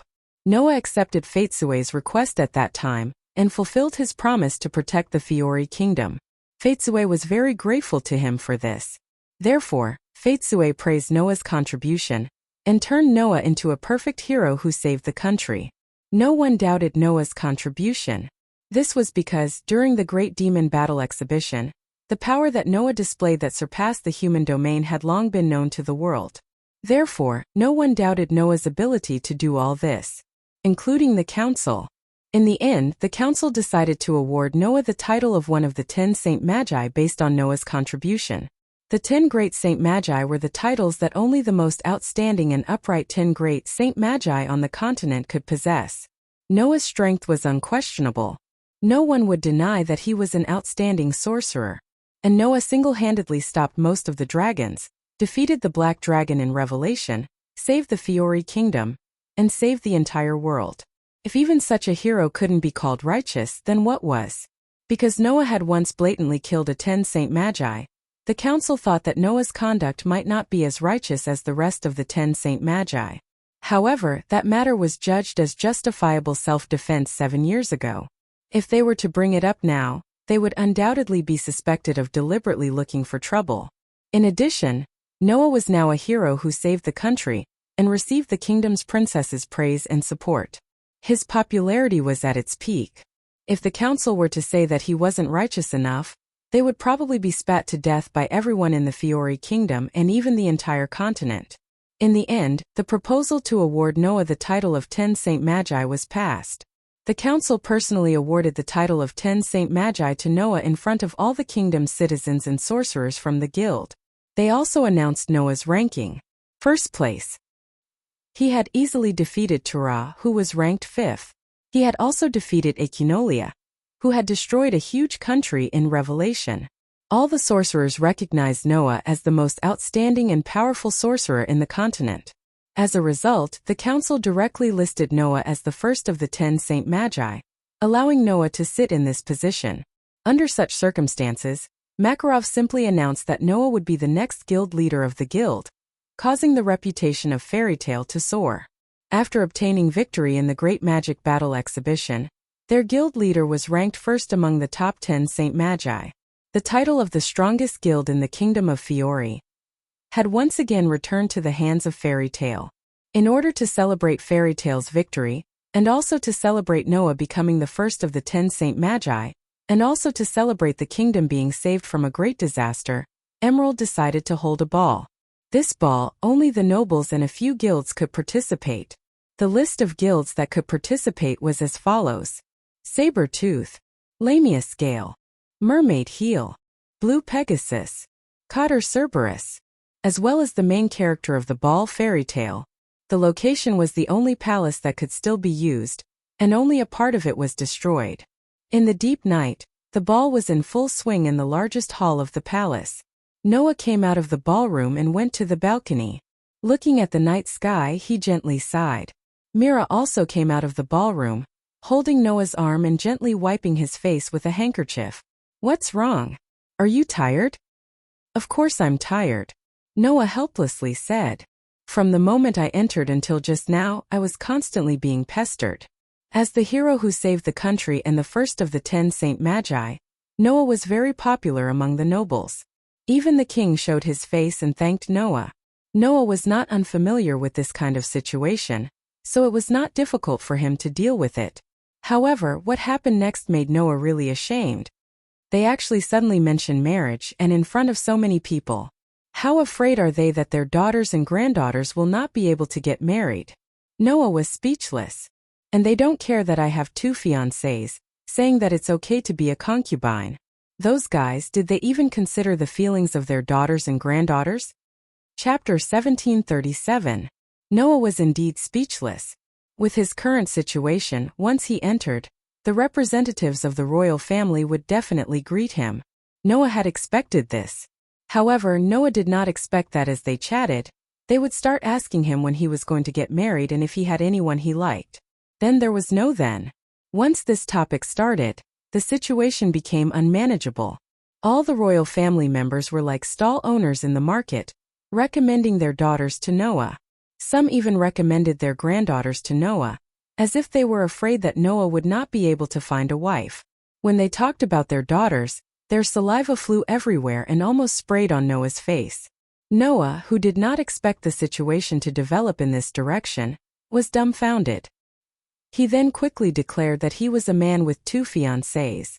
However, this declaration did not reduce the enthusiasm of the royal family members in the slightest. Instead, it became even more intense. 2. You have 2 fiancées? Then Lord Noah wouldn't mind having a few more, right? Please consider my daughter. Consider my granddaughter as well. It's okay to be a concubine. That's right. These were the first words that appeared after Noah said that he had 2 fiancées. Without a choice, Noah could only surrender and find an excuse to sneak out. If he did not sneak out now, Noah was really afraid that he would be like a salesman. In the end, he would be fooled by those salesmen. You don't say. Those so-called royal family members definitely have the potential to be salesmen. Noah was speechless. It's such a waste to be a noble. Mira could not help but laugh out loud. This can't be helped. With your current treatment, it's not strange that those royal family members would want to build a good relationship with you. Putting aside the fact that he was the next chairman of Fairy Tale, Noah was now a national hero in the kingdom of Fiori. If they could get close to the heroes who had saved the country, then the status of the royal family would definitely increase exponentially, and they would be sought after by the people. Moreover, Fatesue was grateful to Noah from the bottom of her heart. No matter what request Noah made for her, as long as it was within her ability, Fatesue would not refuse. In this way, Noah was equivalent to the princess's favorite person. Who wouldn't want to take this opportunity to form a good relationship with Noah? On top of that, Noah was currently ranked first among the 10 great holy mages and was publicly recognized as the #1 high mage of the continent. He was also young and unmarried. If such a famous and outstanding person could become a live-in son-in-law, it would make those nobles laugh even in their dreams. For various reasons, Noah had become extremely popular, leading to this situation. Therefore, Mira could understand why there was such a development. However, Noah was puzzled. Why do I feel like you're not talking about your own matters? Noah said to Mira in annoyance. Don't tell me you don't mind me marrying a member of the royal family's younger generation? Upon hearing this, Mira looked at Noah and said with a spurious smile, Don't worry. If I say that I mind, can you promise me that you won't marry a girl other than me and Lisanna? Noah was speechless. Noah really could not make this promise. Not to mention other things, Noah did indeed owe a lot of love debts.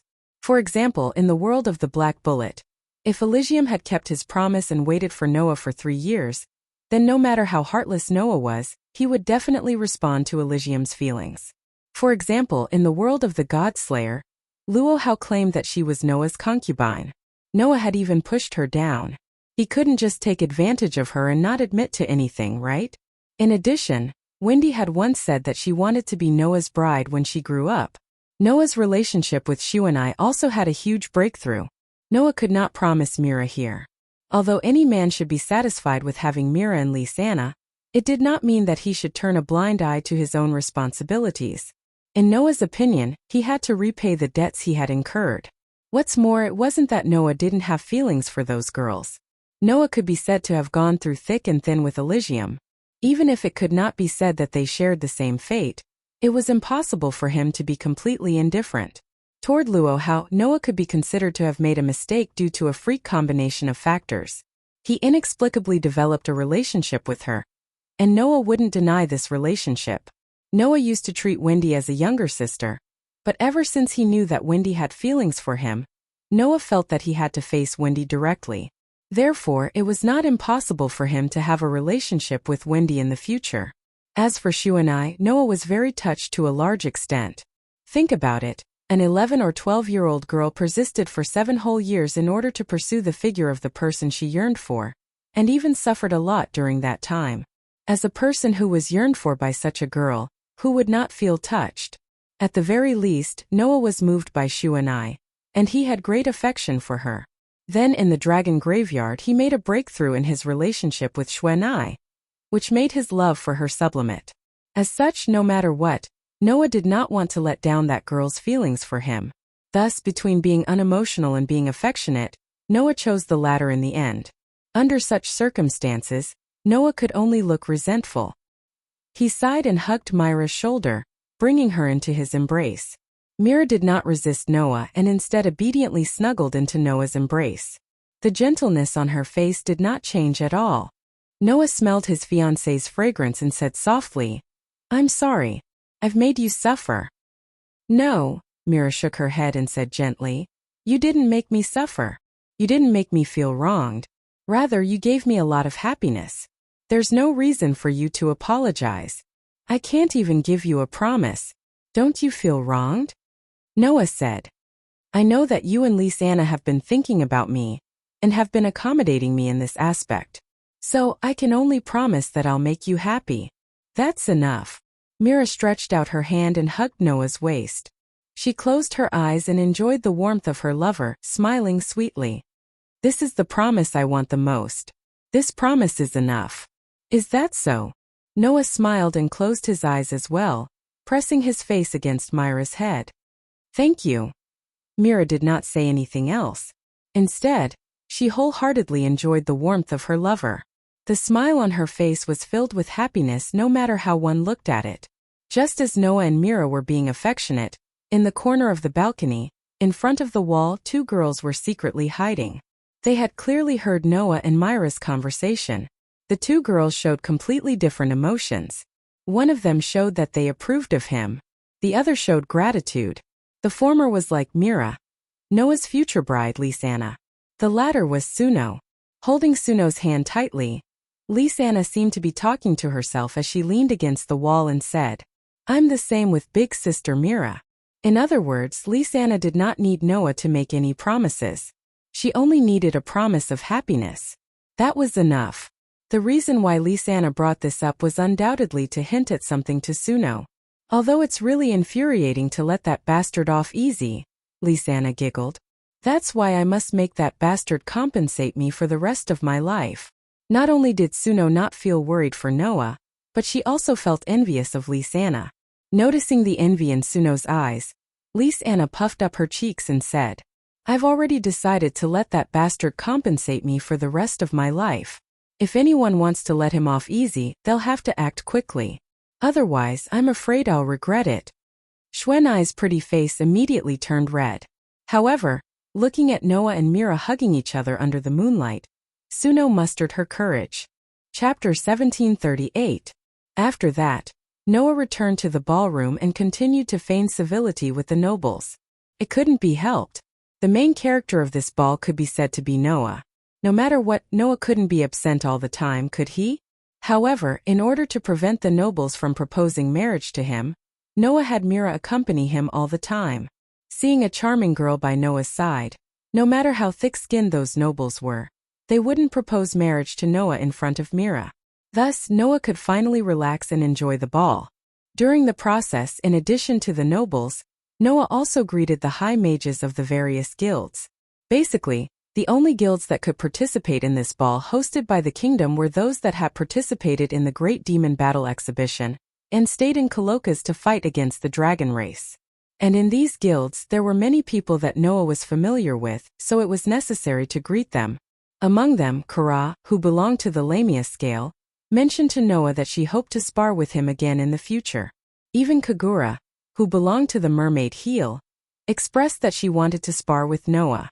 At the beginning, Kara and Kagura were the two most powerful archmages in this year's Great Demon Combat Arts Exhibition tournament. After understanding how terrifying Noah's true strength was, both of them developed a sense of competition. However, rather than saying that it was a sense of competition, it was better to say that the two just wanted to reduce the gap between them and the strongest high mage in the continent as much as possible.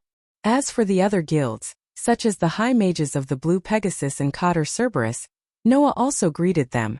After all, after returning to Magnolia, Noah would take over the position of the guild leader. It was necessary to have a good relationship with the other guilds. It was worth mentioning that before this, Sting, Logue, Lucifer and Alyaga, who belonged to the Saber-Tooth, took the initiative to greet Noah. According to Sting, after this year's Great Demon Battle Exhibition and the invasion of the dragons, they had already deeply understood just how lacking they were. Previously, they claimed to be the strongest and were proud of it. Now that they thought about it, it felt like a joke. So, Sting and the others planned to turn over a new leaf and start training themselves again, hoping that one day they would be able to spar with the fairy tale again. After returning, Sting would be the same as Noah, the leader of the Saber-Tooth. Therefore, Sting sincerely hoped to have a good relationship with Noah and learn from Noah. He wanted to change the Saber-Tooth that was dominated by terrorism in the past and try to be like Noah and the others. As for Germain and Maniba, after the Great Demon Battle Exhibition ended, the two directly left the Saber-Tooth. It was said that when Sting and the others felt that they were inadequate, Germain and Maniba were still immersed in the glory of being the strongest guild, sinking deeper and deeper. After that, the two sides directly clashed and even fought over it. In the end, Sting, Logue, Lucifer and Alyaga defeated Germain and Maniba, proving their will. Germain, who felt that she had no face to stay, left the guild without saying goodbye to Maniba. Actually, the young mistress is also very pitiful. The reason she became like this is because she was abused by Germain since she was young. Germain has always instilled the young mistress with the concept of being the strongest, and in order to not let the young mistress lose face, he strictly and cruelly demanded that she become stronger. That's why the young mistress became like this. Noah still remembered that at that time, Sting said these words to him with a serious face. I think that the young mistress' nature is actually not bad, so when we return, I will immediately send people to find the young mistress' whereabouts and try to make her come back and feel the warmth of the guild. As for Germain, that person is hopeless. Instead of letting him continue to harm others in the guild, I would rather he never come back. That person, let him fend for himself. After leaving these words, Sting led the saber-tooth archmages out of Noah's sight and greeted the people of the other guilds. From this Noah could see. A brand new saber-tooth was about to be born. The ball lasted until late into the night and only ended at dawn. Because Crocus was being rebuilt, the only place where people could stay was the palace. Emerald allowed the archmages of the various guilds to stay for the night and leave the next day. The various guilds accepted Emerald's kindness. Thus, under Emerald's arrangement, the various guilds were led by their attendants to their own residences. Noah was arranged to stay in the best guest room in the palace. It was an elegant room like a luxurious suite. This room until dawn belonged to Noah alone.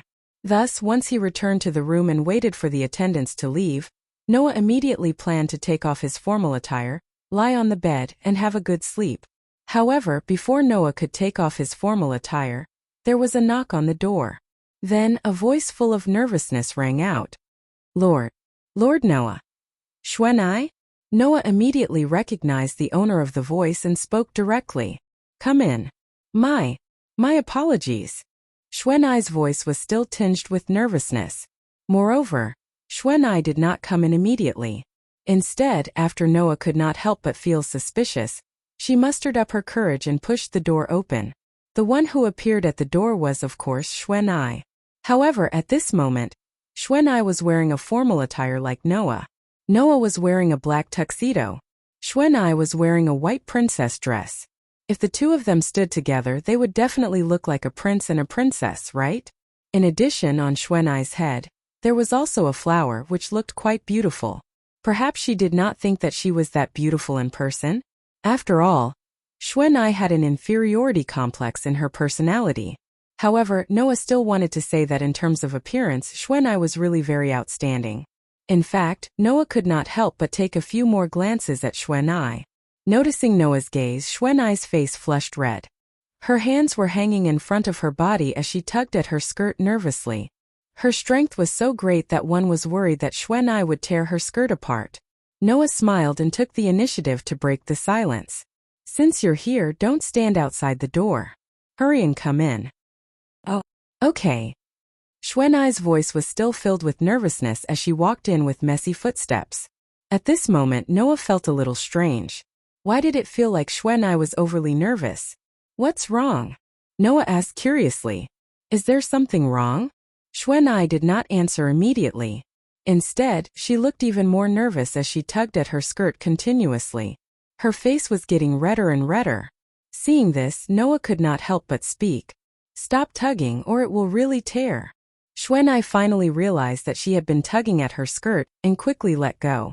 However, because the movement was too big, Xuanai's high heels twisted. Ah! Xuanai suddenly exclaimed as she fell down. Noah was shocked and hurriedly stepped forward. With a soft bang, he directly hugged Xuanai. You little girl. Noah said in a reproachful tone. What are you doing? Xuanai looked at Noah, who was holding her in his arms. Her face was extremely red as though it was cooked. However, in the next second, Xuanai's face was red as she closed her eyes. She reached out and hugged Noah with trembling hands. Noah was stunned. Master Noah. Xuanai's body was trembling as she closed her eyes tightly and spoke extremely nervously. Do you still remember the promise in the dragon graveyard? Xuanai's words made Noah shudder on the spot. The promise in the dragon graveyard? Could it be that she was referring to that promise? Chapter 1739. All of a sudden, the atmosphere in the room seemed to have turned pink, and the temperature seemed to have risen a little. Noah could clearly feel the trembling of her body as he hugged the beautiful girl in his arms and looked at her blushing face, yet still mustering her courage. However, it wasn't fear but nervousness. It was imaginable how much courage Xuanai had mustered to come to Noah's room and take the initiative to mention the agreement in the dragon graveyard. Hence, Noah stretched out his hand and stroked Xuanai's slender and smooth back. He moved his mouth close to Xuanai's ear and whispered, "Have you really made up your mind?" Xuanai's trembling eased a little under Noah's comforting touch. However, the blush on her face didn't subside at all. Under such circumstances, Xuanai didn't even dare to lift her head to look at Noah. She only snuggled up in Noah's arms and nodded shyly. That movement seemed extremely gentle. If Noah's gaze hadn't been fixed on Xuanai's body, he wouldn't have noticed that movement at all, right? However, not only did Xuanai's behavior not weaken her charm, but it also aroused his appetite. Under the control of his emotions, Noah hugged Xuanai with more force, as though he wanted to rub the girl in his arms into his body. He hugged Xuanai tightly. Due to the thick coat that Xuanai usually wore, it was difficult to see how good her figure was with the naked eye. Today, Xuanai was wearing a princess dress, which accentuated her good figure. Noah, who hugged Xuanai tightly, could clearly feel the softness and fullness of the girl's body in his arms. Hence Noah said in the end, "If you want to go back on your words, it's still not too late." Xuanai didn't say anything. She only buried her head in Noah's arms with a blushing face. Due to her nervousness, she hugged Noah tighter and tighter, silently expressing her determination. Now, what reason did Noah have to reject her? "Ah!" Amidst Xuanai's exclamation, Noah abruptly carried the girl in his arms in a princess carry and threw her directly onto the bed. "Ah!" With another cry of surprise, a pure white princess dress was thrown into the air and fell to the ground. Not long after, Noah's black tuxedo also landed on the ground. A sleepless night had just begun. The sky gradually brightened up. Outside the windows of the luxurious suite, the warm sun shone into the room and onto the red-carpeted floor. There, pitch black and pure white gowns were scattered all over the ground, but they didn't give off a dirty and messy feeling. Instead, they seemed especially warm. Noah opened his eyes in a daze, and his consciousness began to gradually wake up. Almost instinctively, Noah reached out his hand and subconsciously wanted to hug the girl who was lying in his arms before he fell asleep last night. However, when he reached out his hand, Noah hugged nothing, which made him slightly startled and his mind instantly woke up. When he woke up, Noah realized that, other than himself, the girl who was supposed to be present was nowhere to be seen, leaving only Noah lying in bed. "Xuanai!" Noah was a little surprised and puzzled as he sat up. At this moment, the door was pushed open.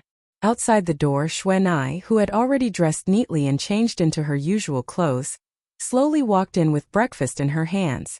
After seeing Noah get up, she was first surprised for a moment, then her pretty face blushed slightly. She lowered her head like a small animal and said shyly, "Noah, Master Noah." "Xuanai." Noah breathed a sigh of relief without a trace and then put on a straight face. "Where did you go?" I went to help Master Noah prepare breakfast." Xuanai still lowered her head and said softly, "However, the palace is too big and I don't know where the kitchen is. It took me a lot of effort to find a servant in the palace to lead the way, so I wasted a lot of time. Are you going to help me prepare breakfast?" Noah scratched his cheek.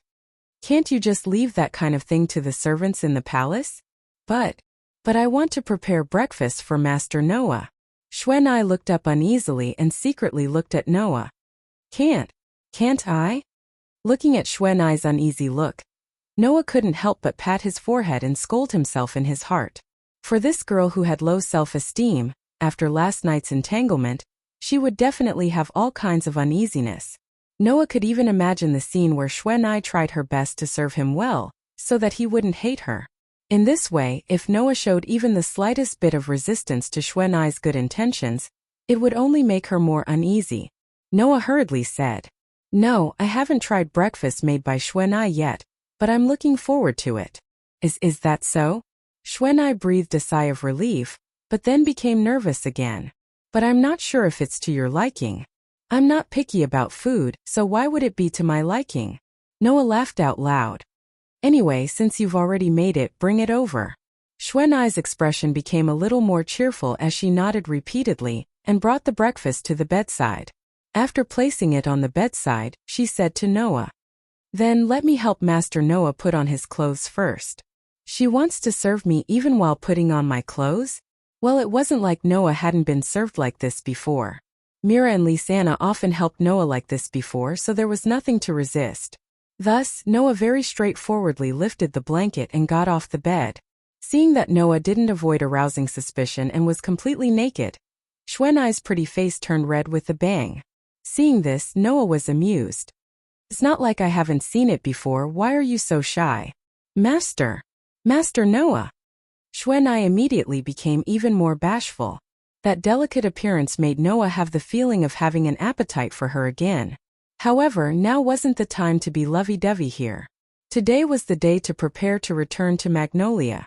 So, the rest of the guild members should have gotten up one after another, and would be leaving soon.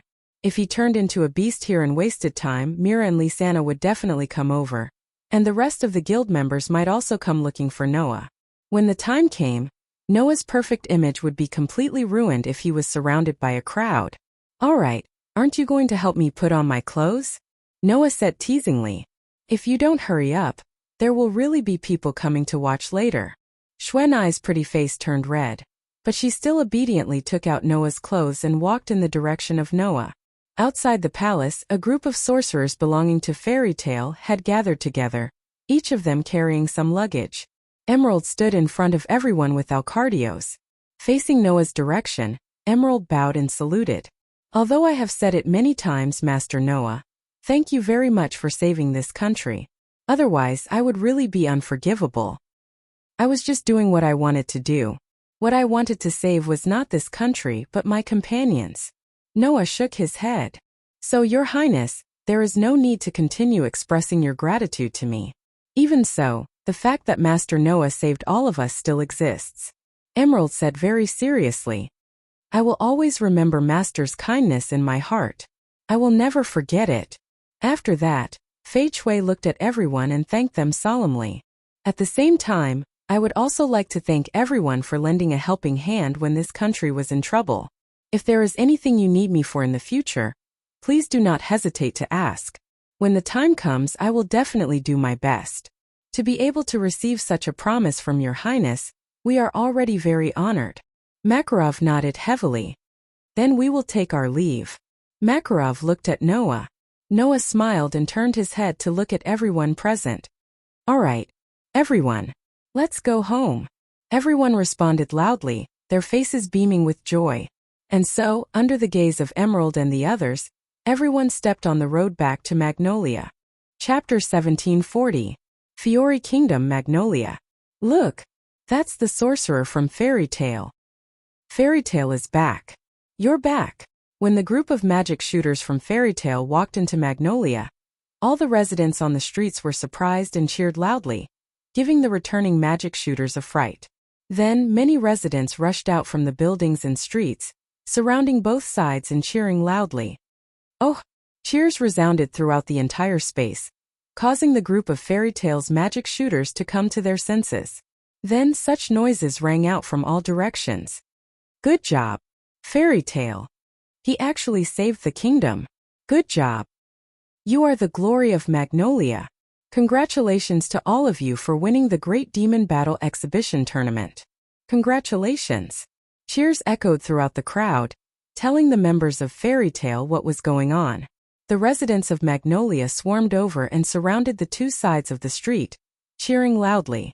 Makao, Wakaba and the other members who had stayed behind for 7 years were moved to tears. "I never thought that after 7 years, I would be able to enjoy this feeling of being supported again." Exactly. In the 7 years that the main members had been frozen together with Heavenly Wolf Island, when had Fairy Tale ever been so popular? The glory of Fairy Tale, which was always at the bottom every year, had long been forgotten by the people after 7 years. All that was left was pity and contempt. Today, Fairy Tale had finally returned to the #1 stage of the kingdom, becoming the glory of Magnolia once again. After 7 years of glory, the members who had stayed behind for 7 years were moved. At the sight of such a group of old members, Noah and the others exchanged glances with each other before revealing a smile. "Everyone, Noah stepped forward and said to the members who had stayed behind for 7 years, "Thank you for your hard work." The group of members who had stayed behind wiped their noses. If they didn't do this, they would have snot flowing out of their noses. The ordeal is over. Now we only need to enjoy the rewards of our hard work. Noah clapped his hands and smiled. It's rare to hear cheers. Let's enjoy this glory and go home. The group of fairy tale magic shooters raised their hands and cheered loudly. Then, amidst the cheers of the residents of Magnolia, the group of magic shooters waved at the surrounding residents and slowly walked towards the direction of the fairy tale, as if they were on a parade. The cheers lasted until they reached Fairy Tale's guild building. When they arrived at the entrance of the guild building, the residents of Magnolia dispersed reluctantly and allowed them to return home. Looking at the castle-like building, Xuanai muttered, "Is this the fairy tale?" Although she had joined Fairy Tale, this was the first time Xuanai came to the building and saw what it looked like. When she thought about how this was Noah's home since he was young, Xuanai felt excited and complicated. If it weren't for the fact that she had mistaken Noah's guild, Xuanai would have joined the guild when she was young. In the end, fate played a trick on her. Xuanai was delayed for 7 years before she finally came to the guild where the person she longed to be. Looking at the majestic guild building, how could Xuanai not feel excited and complicated? What's wrong? Why do you look like you're about to cry? She held Xuanai's hand and poked her cheeks. This is where you'll be staying for the rest of your life. You can't always look like that. I know. Xuanai suppressed her complicated feelings and looked at the building again. I just feel like I'm dreaming. When she heard that Noah was killed by Aconarolia on Celestial Wolf Island, Xuanai thought that she would never be able to fulfill her little dream of joining the same guild as the person she longed to be. Now that her dream had come true, Xuanai felt like she was dreaming. This isn't a dream. Mira held Xuanai's other hand with a smile that could heal her heart. We'll always be together from now on. Yes. Xuanai nodded heavily. His expression was happier than ever. Noah, who had been observing the direction of Xuanai, could not help but laugh softly. Soon after, he said to everyone, "Don't just stand there, let's go in." Hearing this, everyone looked at each other, and in the end, they all rushed towards the guild together. Bang! Leading the way, Nez kicked open the door and roared as he rushed in. Sure enough, the guild is the best. Bastard! Makarov yelled in exasperation. Doors aren't meant to be kicked. However, the guild members who were in a state of excitement had already ignored Makarov's words and rushed into the guild one after another. We're finally back. The banquet is starting. The banquet is starting. Hurry up and bring the wine. And the meat. Mira. Lisanna. Hurry up. Both Mira and Lisanna could only smile helplessly. Coming. Don't rush us. The two girls entered the guild, and under the support of the guild members, they entered the bar counter and began to prepare the wine and dishes. Those guys. Noah was also helpless. Xuanai, on the other hand, was at a loss as if she didn't know what to do. Seeing this, Noah shrugged and said meaningfully, "Once those guys start making trouble, there's no end to it. I don't know if Mira and Lisanna can handle it." Hearing this, Xuanai immediately understood. I'll go help too." After saying that, Xuanai hurriedly ran in the direction of Mira and Lisanna. In the blink of an eye, only Noah was left standing in front of the guild's door. Looking at the noisy guild members, Noah's gaze swept across his companions and family members one by one. Naz was quarreling with Gray. Gadjaloo actually ran to the stage to play the guitar. Wendy, on the other hand, was hugging Xiaolulu and whispering to her, her face full of smiles. Noah couldn't help but feel a little relieved when he saw that. "Have you finally gotten over the departure of Egoniel, Grantigny, and Metallicana?" After the dragons left, Naz, Gadjaloo, and Wendy fell into a depressed state for a while. However, now, the three of them had finally returned to their normal state and were not as sad as before. Everyone is moving forward with real growth. We are not staying in the same place. Noah turned his head and cast his gaze at Mira, Lisanna, and Xuanai, who were chatting and laughing at the bar counter. He silently made up his mind. I should also fulfill my promise. With this thought, Noah lifted his foot, stepped into the guild, and spoke loudly. Everyone, quiet down. I have something to say to you. The entire guild suddenly fell silent. Everyone cast their gaze on Noah, including Mira, Lise, Anna, and Xuanai. Under everyone's gaze, Noah scratched his cheek and declared, "I hope everyone can come to my wedding in a week's time." Everyone's eyes widened. Mira and Lise Anna were even more stunned. Then their eyes lit up. Chapter 1741. The surroundings suddenly fell silent. Shortly after, a shocking commotion broke out. Wedding? Does that mean Noah is finally planning to marry Mira and Lise Anna? It's not a plan, it's a fact, right? Speaking of which, before the start of the Great Demon Combat Arts competition, Noah did say that he would marry Mira and Lasana-chan after the competition. In other words, it's time to fulfill that promise, right? Damn it. Mira is finally going to become Noah's property. Oh, Mira. The entire guild was in an uproar. It was so noisy that everyone's eardrums started to hurt. Mira and Lise Anna were pleasantly surprised, but just as their companions said, this matter was already decided long ago, so there was nothing to make a fuss about. However, at this time, Mira and Lise Anna were still very happy, the expressions on their faces almost melting. Congratulations, Lord Mira and Lord Lise Anna. Snow was sincerely happy for Mira and Lise Anna. You can finally marry Lord Noah. Thank you. The smiles on Mira and Lasana's faces were several times brighter than usual. They looked very beautiful. At this time, Noah was surrounded by his companions. A week? Isn't that a bit too rushed? Gray said. Just preparing for the wedding will take a long time, not to mention that you seem to be preparing to find a new house. Will that be enough time? Although it is a bit rushed, a week is more than enough. Noah already had a plan, so his reply was very smooth. No matter what, our guild has already reclaimed the throne of number 1 in the kingdom of Fiori, and we have even protected the kingdom. Now is the time for us to make a name for ourselves. I believe that before long, many new members will join our guild, and the number of requests will increase as well. When the time comes, we might not have the time to prepare for the wedding. So, you want to take advantage of this time to prepare for the wedding? Gray nodded in realization. Indeed, in that case we have no choice but to hurry up and finish the wedding. But, Elisha muttered in a bashful voice. I'm not mentally prepared yet. With this reaction, I don't even want to comment anymore. Lucy sighed while holding her forehead.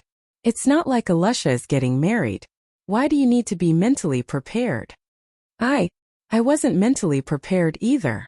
Wendy's pretty face was slightly red, but she clenched her small fists and spoke with an expression of effort. However, I will start preparing myself mentally now. When I grow up, it will be just right. Just enough. Naz asked curiously. What can I do? Hearing this, Noah felt a little guilty. If his companions in the guild knew that even Wendy was planning to marry him in the future, how would they look at him? Thinking of this, Noah quickly changed the topic. Moreover, after the wedding, I have some matters to attend to. At that time, I will be away for about a month. Before the guild becomes busy, I have to hurry up and finish the wedding. At this moment, everyone's eyes were focused on Noah. Leave for a month? Elisha asked in surprise. Now, is there anything that requires you to spend an entire month to settle? Although the rest did not speak, they had the same surprise as Elisha. After all, Noah was the first of the 10 great St. Magus masters and was recognized as the #1 magic shooter in the continent. He was an existence that could single-handedly block a Conarolia and 10,000 W armies. With such a degree of power, what else would require Noah to spend so much time to settle? Noah naturally understood the doubts of his companions. However, Noah did not say it directly. Instead, he smiled faintly. Why? Are you guys still worried that something will happen to me? No, it's not to that extent. Gray folded his arms and looked straight at Noah. I just want to say that if there's anything that you need our help with, you can leave it to us. The rest nodded and expressed their agreement. Well, no matter what, you're now the president. You can't let the president solve everything, right? Lucy also said kindly. If it's something that we can handle, then it's better to leave it to us. Hearing everyone's words, Noah felt a little warm in his heart. Thus Noah said so. Alright, it's not a big deal. I'll definitely be able to handle it. Noah spread his hands. However, before that, I want to complete the agreement that I've made so that I won't have any regrets in the future. At this point, Noah suddenly smiled. Of course, the agreement I'm referring to is not only to marry the person I love. Not only to marry the person you love. Everyone was stunned. Noah turned his gaze and looked in Naz's direction. His dark and deep eyes flashed with some light. What? Naz suddenly felt strange. Why are you looking at me like that? Naz. The corners of Noah's mouth slowly raised. Do you still remember the agreement that we had to fight after we became S-rank archmages together? This sentence made Naz's pair of eyes light up. The rest of Noah's companions more or less understood what Noah meant, and they were all surprised. Since then it has been 7 years in this era. Noah looked at Naz closely. Although none of us became S-rank archmages, I directly became one of the 10 great saint archmages and succeeded the position of president. After your cultivation, your strength has also increased to the point where you can become an S-rank archmage. Now it's time to fulfill the original agreement. Naz's eyes suddenly became serious, and he grinned with excitement and hot-bloodedness. In other words, Noah, are you finally going to fight with me? Of course not now. Noah smiled slightly and said so. The time is set to be after my wedding and before I leave. After the wedding, before leaving. Naz lowered his head and considered with an unprecedentedly serious expression. At this time, Naz stretched out one hand and grabbed his other arm tightly. A smile appeared on his face. Well, I also need some time to prepare. Naz's words surprised the surrounding companions.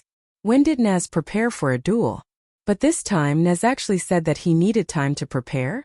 What did this prove? It proved how serious Naz was about this duel. Noah, on the other hand, stared at Naz's right arm that was tightly gripped by his hand with a meaningful gaze. Naz was naturally very serious about this duel. However, if he needed time to prepare, did it mean that Naz had some hidden cards? As soon as this idea appeared, it had to be said that even Noah began to look forward to it. So Noah made a prompt announcement. Well, before I leave, let's have a good fight. Yo, I'm burning. Naz laughed out loud and rushed in the direction of the door. In that case, I have to hurry up and prepare hubby. Isaac. Hubby immediately flapped the wings on his back and shot out like an arrow, catching up to Naz. In the next second, Naz and hubby rushed out of the guild and soon disappeared without a trace. Until then, the crowd was in an uproar. The duel between Noah and Naz? Who will win? For that kind of thing, it's obvious that Noah will win. That's true. His companions in the guild were noisy like this. Only Alusha and Gray stared in the direction where Naz left, and their expressions were not very relaxed. Hey Noah, you have to be careful, Gray said. That guy actually said that he needed to prepare. He must be hiding something. I have a feeling, Alusha said the same. Your duel with Naz will definitely not be as predictable as everyone said. I understand. Noah looked in the direction where Naz disappeared, and his eyes flickered. I know better than any of you that Naz is definitely not an opponent to be underestimated. Chapter 1742. In the end, because of the marriage and the duel happening at the same time to Noah, the entire guild was in an uproar from morning till night. Of course, even if nothing happened, the guild would always be this lively. However, with the marriage and the duel happening, the guild was undoubtedly several times livelier than usual. In Noah's opinion, his companions in the guild were actually a bunch of excited people who wanted to see the world in chaos. That was why the whole guild became so noisy after Noah announced these two things.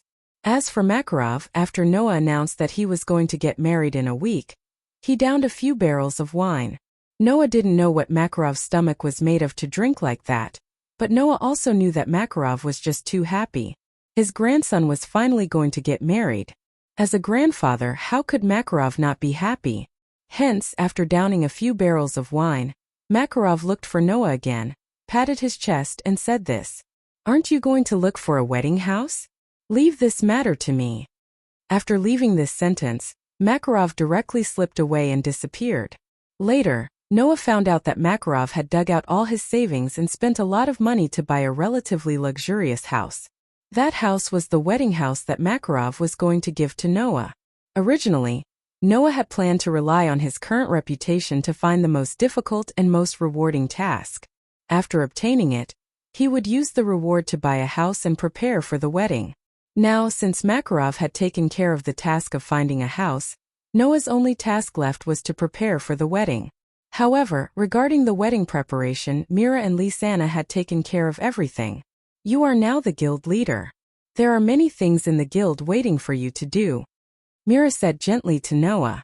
So, about the wedding preparation, let us do it. I have been wanting to have a wedding for a long time.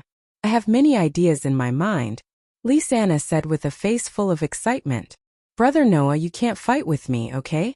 Seeing that Mira and Lisanna were eager, Noah didn't want to dampen their spirits. He could only find Xuanai and discuss the wedding with her. Noah came back to finish all the things that needed to be done, and not leave himself with any regrets. Thus, the matter of Fairy Tale becoming the #1 guild in the Kingdom of Fiori had to be dealt with. The wedding of Mira and Lisanna had to be dealt with, and the duel with Naz also had to be dealt with. Naturally, after the breakthrough in his relationship with Xuanai, Noah couldn't ignore Xuanai. In other words, Noah planned to let Yuno marry him and become his bride. Who knew? Regarding this matter, Xuanai expressed the greatest degree of all. You can't. Lord Noah, Xuanai said a bit anxiously to Noah. Lord Mira and Lord Lisanna have already discussed the marriage with you for so long. Only now did they finally get what they wanted. How can I casually butt in?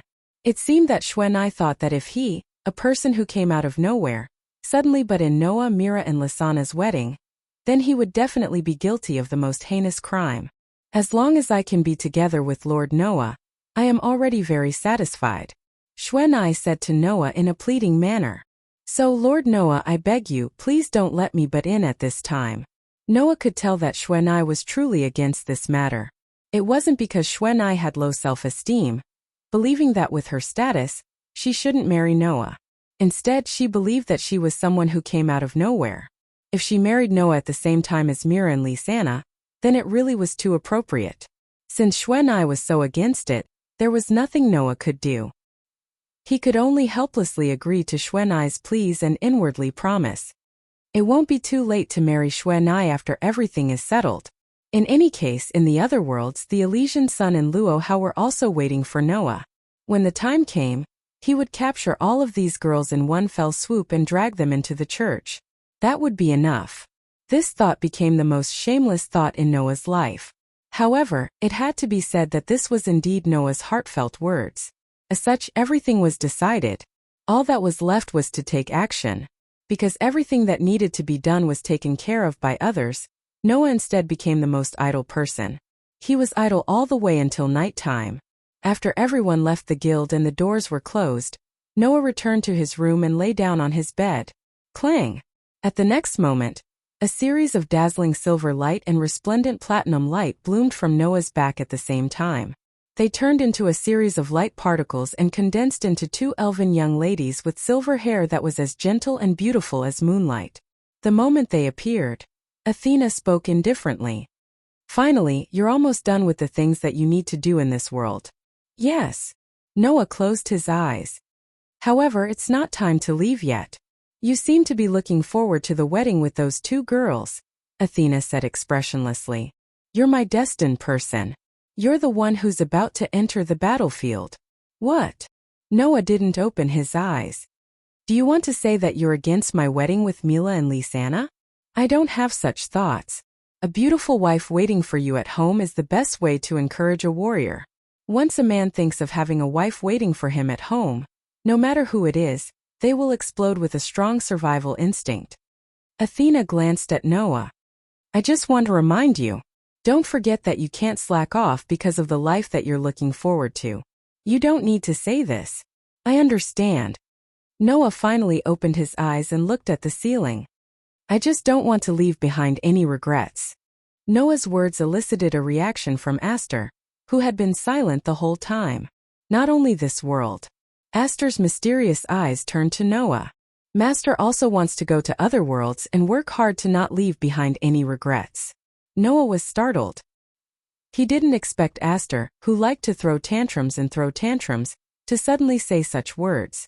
Not to mention Noah, even Athena was surprised. Holy Sword Spirit, it's rare to hear such rational words from you. I'm just saying what's in my heart. Aster's expression didn't change at all. He lowered his head and said softly, "But when I see Master working hard to not leave behind any regrets, I'm also thinking if I should do something." This time, even Noah was surprised. "Aster?"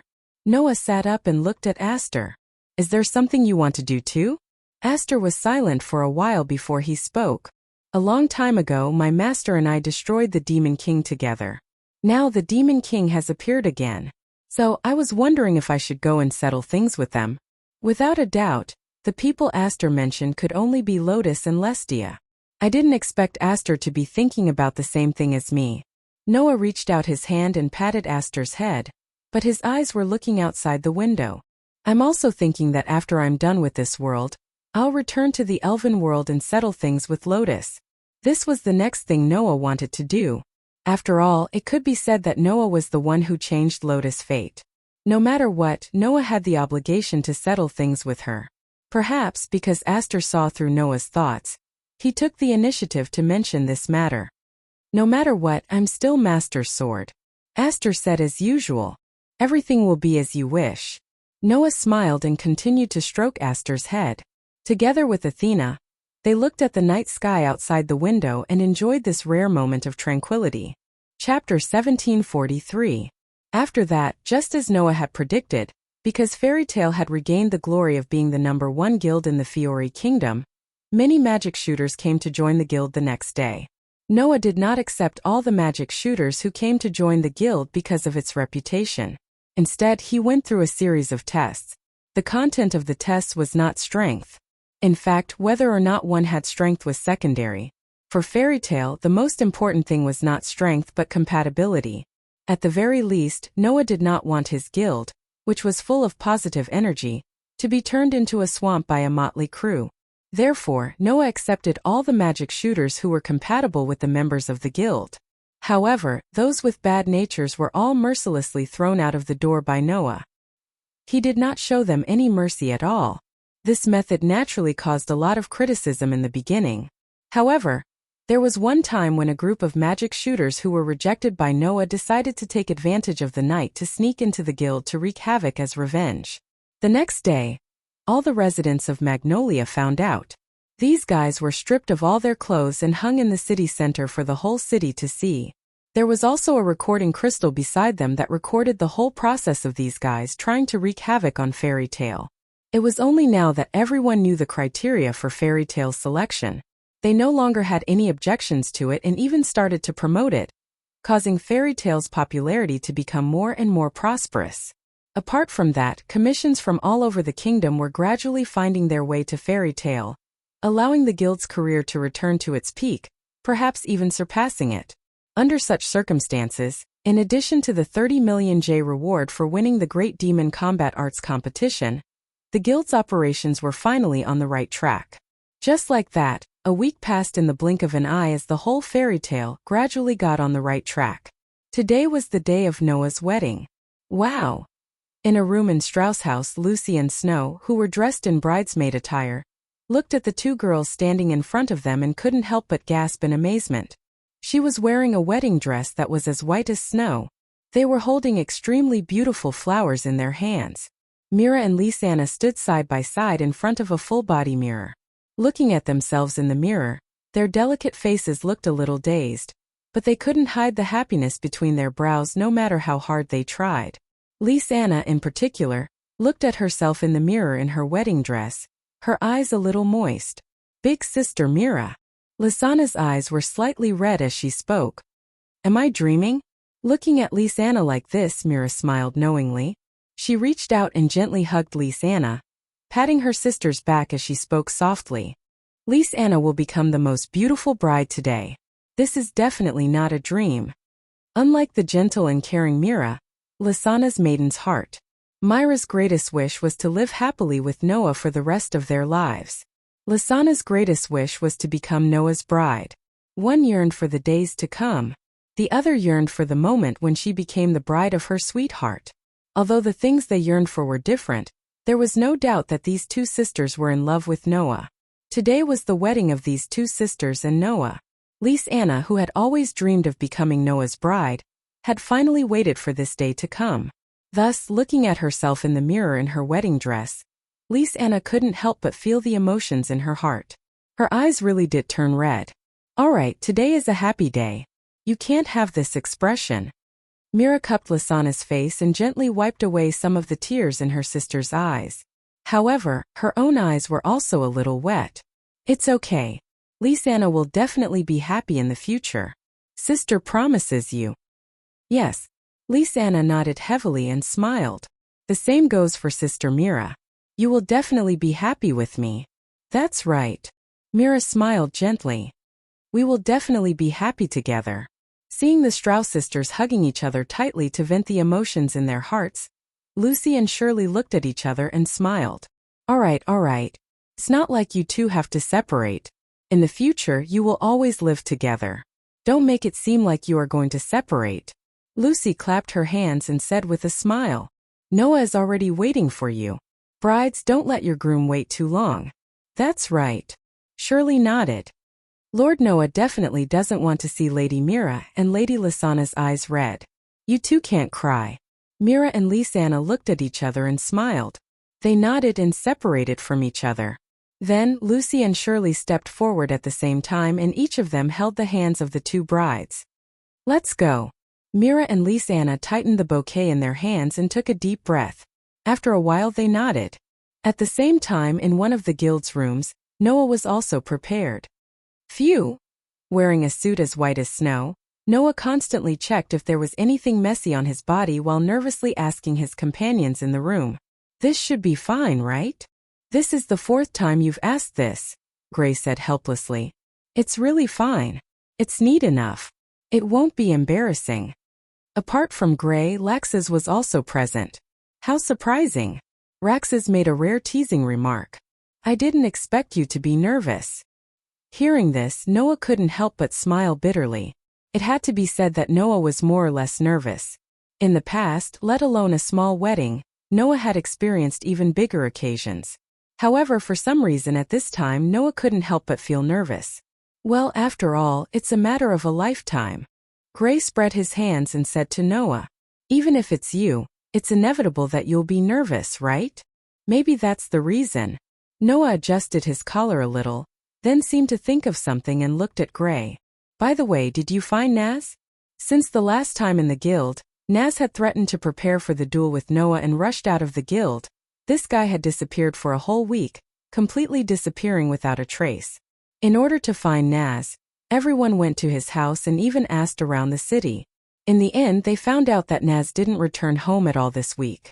Instead, he seemed to have left Magnolia and entered a deep mountain. In order not to let Naz miss his wedding, Noah had asked some of the new members in the guild to go to the mountains to find him. Unfortunately, it seemed that they didn't find him at all. That guy, his mind is probably full of the duel with you now. How can he still remember your wedding? Gray curled his lips. He should have forgotten long ago, right? Well, he's Naz after all. Laxus said so generously. If not, then he's not Naz. Really? Noah said with regret. In other words, Naz won't come to my wedding, right? For that idiot, a wedding is obviously not as important as a meal. Gray patted Noah on the shoulder. You don't have to take it to heart. I know, I just feel that it's a pity. Noah smiled slightly. Besides, Naz is now carefully preparing for the duel with me. I have nothing to complain about. That's good. Laxus glanced at the clock on the wall and said, It's about time. It's time to go. Hearing this, Noah took a deep breath like Mira and Lysanna and then nodded. Then let's go. Chapter 1744. In Magnolia there was a church. The size of the church was considered large, so the residents of Magnolia called it the cathedral. However, the location of the cathedral was a little remote, and it was not very lively on normal days. Sometimes not many people would go there. But today the cathedral seemed to be quite lively. Ding dong ding dong ding dong ding dong. The melodious sound of the bell echoed throughout the entire cathedral. At this moment the sound of cannon salutes rang out. At this moment the people were cheering. In such a lively atmosphere in front of the cathedral, the sorcerers from Fairy Tale were all dressed in formal attire. Each of them had a smile on their faces, and they held wine glasses in their hands as they laughed and chatted with each other. In addition to the sorcerers from Fairy Tale, many of the residents of Magnolia had also heard the news and gathered around the periphery of the cathedral to watch. Caused a lot of chatter, and it was very lively. In fact, this kind of liveliness could have been multiplied several times or even dozens of times. After all, the person getting married today was not an ordinary person. He was a hero who saved the country a week ago, and received the title of one of the 10 Saint Sorcerers, the strongest sorcerer in the continent. He saved the entire Fiori Kingdom, and even the entire world. He defeated a Conoraglia and single-handedly stopped a large number of dragons. The sorcerers of the other guilds in the kingdom were in awe of him. The princess of the kingdom was in awe of him. If Noah really wanted to hold a grand wedding, then it would not be strange if all the famous guilds in the kingdom, or even the princess herself, came to congratulate him, let alone the sorcerers of Fairy Tale. However, Mira and Lisanna did not insist on the size of the wedding. Whether the wedding was grand or not was not a very important matter to the sisters. The two girls only wanted a beautiful wedding, and it was enough for them to become Noah's bride with the blessings of everyone. Therefore, only the members of Fairy Tale were invited to attend today's wedding. Of course, generally speaking, it was enough to invite an entire guild to a wedding. After all, a large magic guide guild would have at least hundreds of members, or even thousands of members. Fairy Tale, on the other hand, had just regained the glory of being the #1 guild in the Fiori Kingdom, but the number of members in the guild had already exceeded 300. With so many people attending the wedding, it was more than enough. In addition, the residents of Magnolia came to liven things up, making the wedding quite lively. Congratulations, President Makarov. Congratulations, congratulations. My grandson is finally married. And he married 2 at once. You're really capable. One by one, the magic shooters toasted and congratulated Makarov, who was also dressed in formal attire. Makarov's old face was full of smiles as he laughed unreservedly while returning the toasts. Glass after glass of wine was poured into Makarov's stomach, causing Makarov's face to turn red. However, Makarov didn't mind at all. Instead, he drank more and more happily, causing people to worry that this old man would pass out drunk before the bride and groom arrived. At least, Makao and Wakaba expressed their worries. I say, President, no, it should be the previous president, shouldn't you stop? Makao advised. Your grandson hasn't arrived yet, and the wedding has just begun. If you pass out drunk now, what will happen later? Yes. Kana hugged a wine barrel as she fiercely gulped down wine while speaking drunkenly. You can get drunk at any time, but not today. Former president, it's time for you to restrain yourself. Before saying that, shouldn't you put down that ridiculously large wine barrel in your hands? Wakaba couldn't help but complain. You're not convincing at all, right? Well, don't worry, I'm fine. Makarov patted his chest and said with his head held high. Before I see my great-grandson's face, I, Makarov, won't die like this. No, I'm just telling you to stop drinking, not to die. Makao said loudly. So to you, not drinking is the same as dying? It's fine. Makarov didn't mind Makao's words at all. He continued to drink happily, and his face became redder and redder. Seeing this scene, even Wendy expressed her worry. President Makarov, are you sure you're fine? I feel that if he continues to drink like this, there will definitely be a problem. Levi sighed. By the way, why aren't the bride and groom here yet? I heard that they're on their way. Julian quickly said. They should be here soon. Hurry up and end this wedding. Gadjalou said with some boredom. Noah, that guy. Not only did he prepare for the wedding, but he didn't prepare any iron.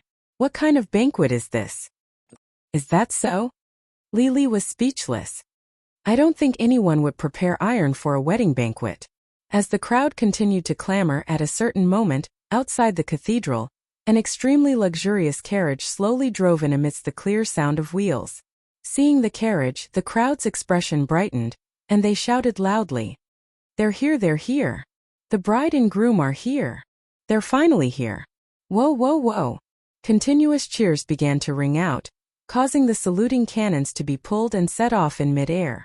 Balloons were also released into the air, floating towards the clouds.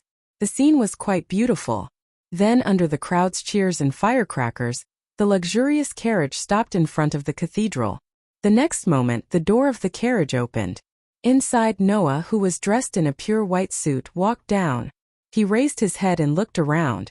A smile slowly appeared on his face. "Oh, oh, oh, oh, oh." The crowd cheered loudly. Even the residents of Magnolia cheered and gave Noah their best wishes. Noah raised his hand and waved at the people around him. Then, he turned around and extended his hand into the carriage. Both of her hands, which were wearing white lace gloves made of silk, immediately reached out from the carriage and placed them in Noah's hands. Under Noah's lead, she alighted from the carriage. Of course, the people who came out were Mira and Lysana. Oh, looking at the two girls who were wearing a pure white wedding dress and holding bright flowers in their hands, with an unconcealable smile on their faces and some shyness and nervousness on their faces, many people in the crowd let out sighs of amazement. When were women at their most beautiful? Everyone had their own opinion on this question. However, everyone present had the same thought in their minds at this moment. That was, at this moment Mira and Lysana, in their pure white wedding gowns, were undoubtedly the most beautiful in their lives. Mira was the most popular top model. When she wore a wedding gown, she was so beautiful that people could not take their eyes off her. Lysana did not have Mira's gentleness and sweetness, but she was more pretty, cute, and mischievous. When she wore a wedding gown, she was equally beautiful. The most beautiful appearance of the two sisters was displayed in front of everyone. How could they not be stunned? In response, Mira and Lysana only held one of Noah's hands each. Under Noah's lead, they walked along the red carpet, step by step, with smiles on their faces. There was only one person at the front of the red carpet. That person was Makarov. The blush on Makarov's face had disappeared without a trace, as if his performance had been fake. He looked at the couple walking slowly towards him, his face full of gratification. In this way, Noah brought the two brides to Makarov. Their eyes met. Chapter 1745. Looking at the short and old Makarov with a face full of wrinkles, Noah couldn't help but feel sour in his heart. He still remembered that when he was just born and entered this world, Noah didn't have anything other than the appearance and intelligence of a 10-year-old child. He didn't have parents who gave birth to him and didn't have an innocent childhood. He didn't have any memories of being alive and didn't even have a clue of where he came from. His language was completely different from the people of this world. He didn't have any decent clothes on him. As if he was abandoned, Noah was sent to this world and appeared in the forest alone. Everything around him was unfamiliar to Noah at that time. The wild beasts and magical beasts in the forest even treated him as food and were in a very dangerous situation. It was at that time that Makarov found Noah and brought Noah to Fairy Tale. He took him as his adopted grandson and raised Noah. According to Gaia and Alea, Makarov finding Noah and letting Noah join Fairy Tale seemed to have been arranged by the world. However, this didn't mean that Makarov's feelings for Noah were fake. Makarov wasn't on guard against Noah, who had an unknown background and identity. He also didn't care about it and treated Noah as his own grandson. He treated Noah as if he was his own grandson. At that time, Noah's magic was too strong and his magic went berserk many times, almost destroying the guild. However, Makarov didn't have any ill feelings towards Noah because of this. Instead, he taught Noah nicely. Logically speaking, people like Noah who went berserk from time to time and brought disaster to their surroundings should avoid him and treat Noah as a monster and expel him or even kill him. However, Makarov always believed in Noah's character. He believed that power itself wasn't wrong, but the person who used it was at fault. He didn't have the slightest bit of impatience and taught Noah, guiding Noah to the right path. Compared to Gaia and Alea, who were chosen by many worlds to be Noah's guides, Makarov was Noah's true guide. Without Makarov, there would be no Noah today. To this day, it had only been about 10 years since he first met Makarov and joined Fairy Tale based on Noah's sense of time. In 10 years, it was this old man, who was twice as short as Noah, who had raised Noah into an adult. Thinking of the past, Noah had the urge to cry at this moment. Noah could tell everyone with certainty that he had never wanted to cry in his life. However, at this moment, the emotions in Noah's heart were surging, causing his eyes to turn red bit by bit. Perhaps because they felt Noah's emotions, Mira and Lysana hugged Noah's arm tightly and looked straight at Noah's face, silently comforting him. Noah looked at Makarov and said with a hoarse voice, "Grandfather." This call made Makarov's eyes turn red. However, the smile on Makarov's face didn't fade. It was still as bright as ever. You don't have to say anything. Under Noah's gaze, Makarov said with a calm smile. Grandfather is proud of you. With that, Noah finally couldn't hold back the emotions in his heart. He couldn't help but close his eyes as tears rolled down his cheeks. Without a doubt, that was the only time in his life that Noah shed tears. Of course, no one had seen Noah like that. However, those who saw Noah shed tears weren't surprised at all. Instead, they smiled as if they understood. Looking at Noah's tearful appearance, Makarov held back his tears and stepped forward with a smile. Today is the day you get married. You can't face everyone with this expression. I'm not crying. Noah didn't wipe away his tears. For the first time, he acted like a stubborn child and said this. It's just the wind. You child. Makarov couldn't help but laugh. Then, he looked at Mira and Lisanna and said softly, I'll leave Noah in your hands. Mira and Lisanna tightened their grip on Noah's arm.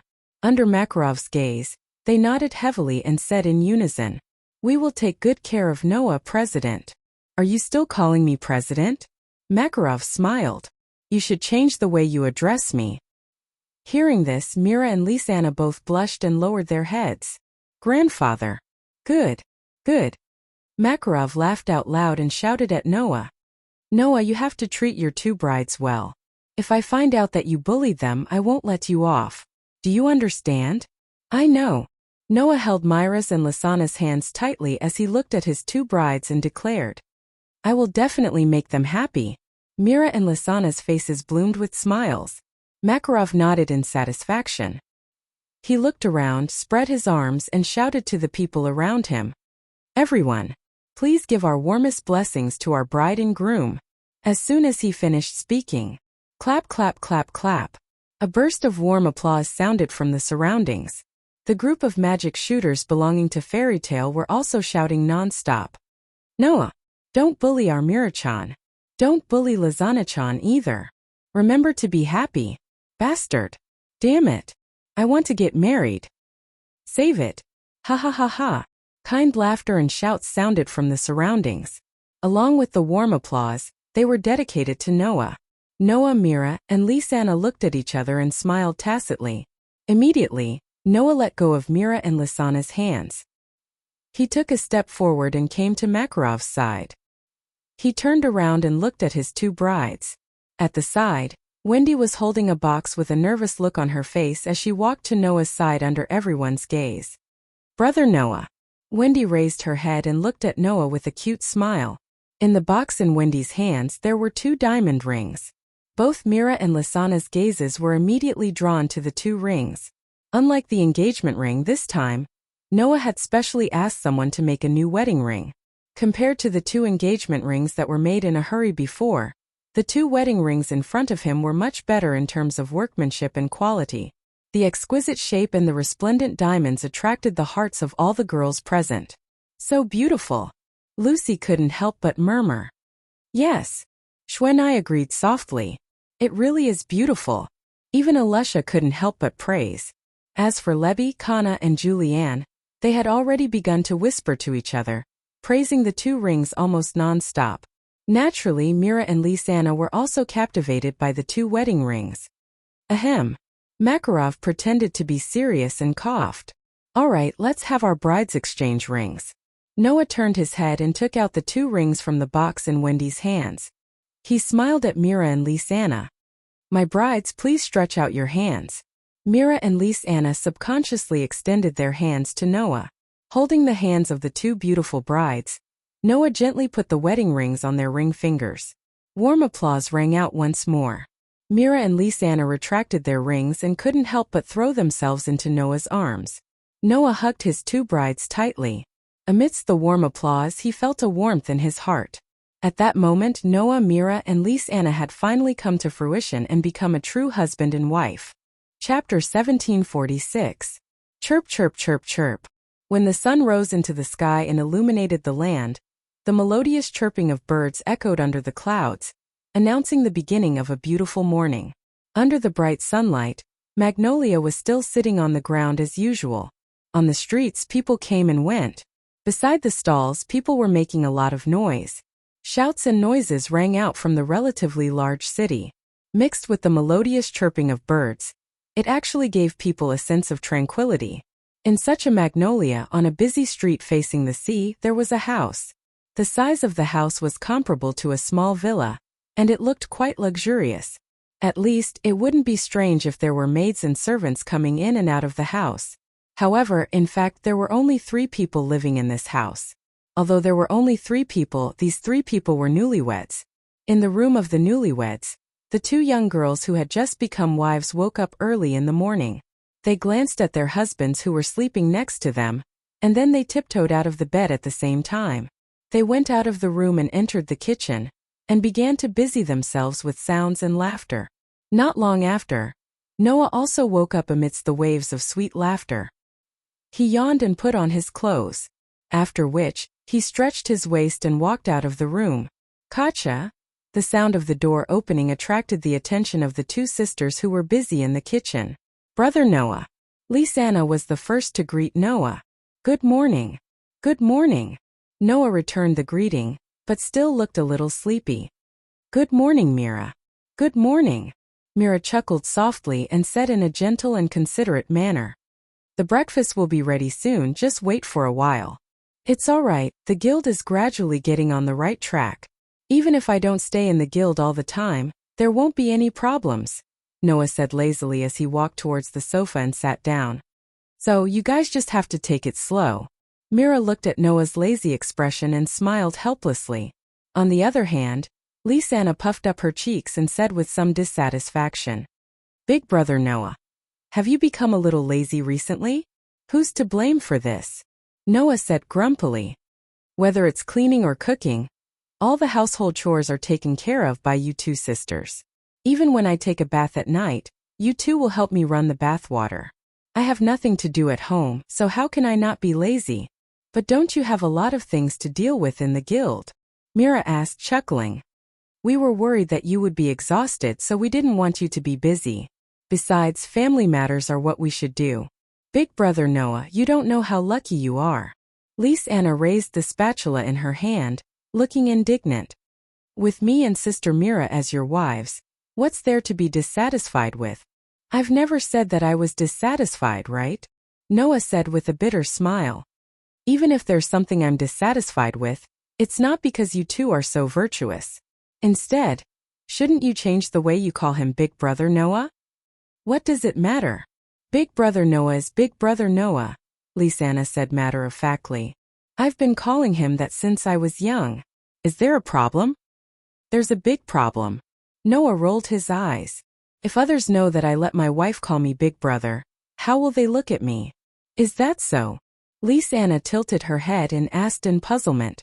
But they're used to it. Mira couldn't help but laugh out loud, and she couldn't help but say this. Besides, even if others look at Noah differently, it'll still be interesting.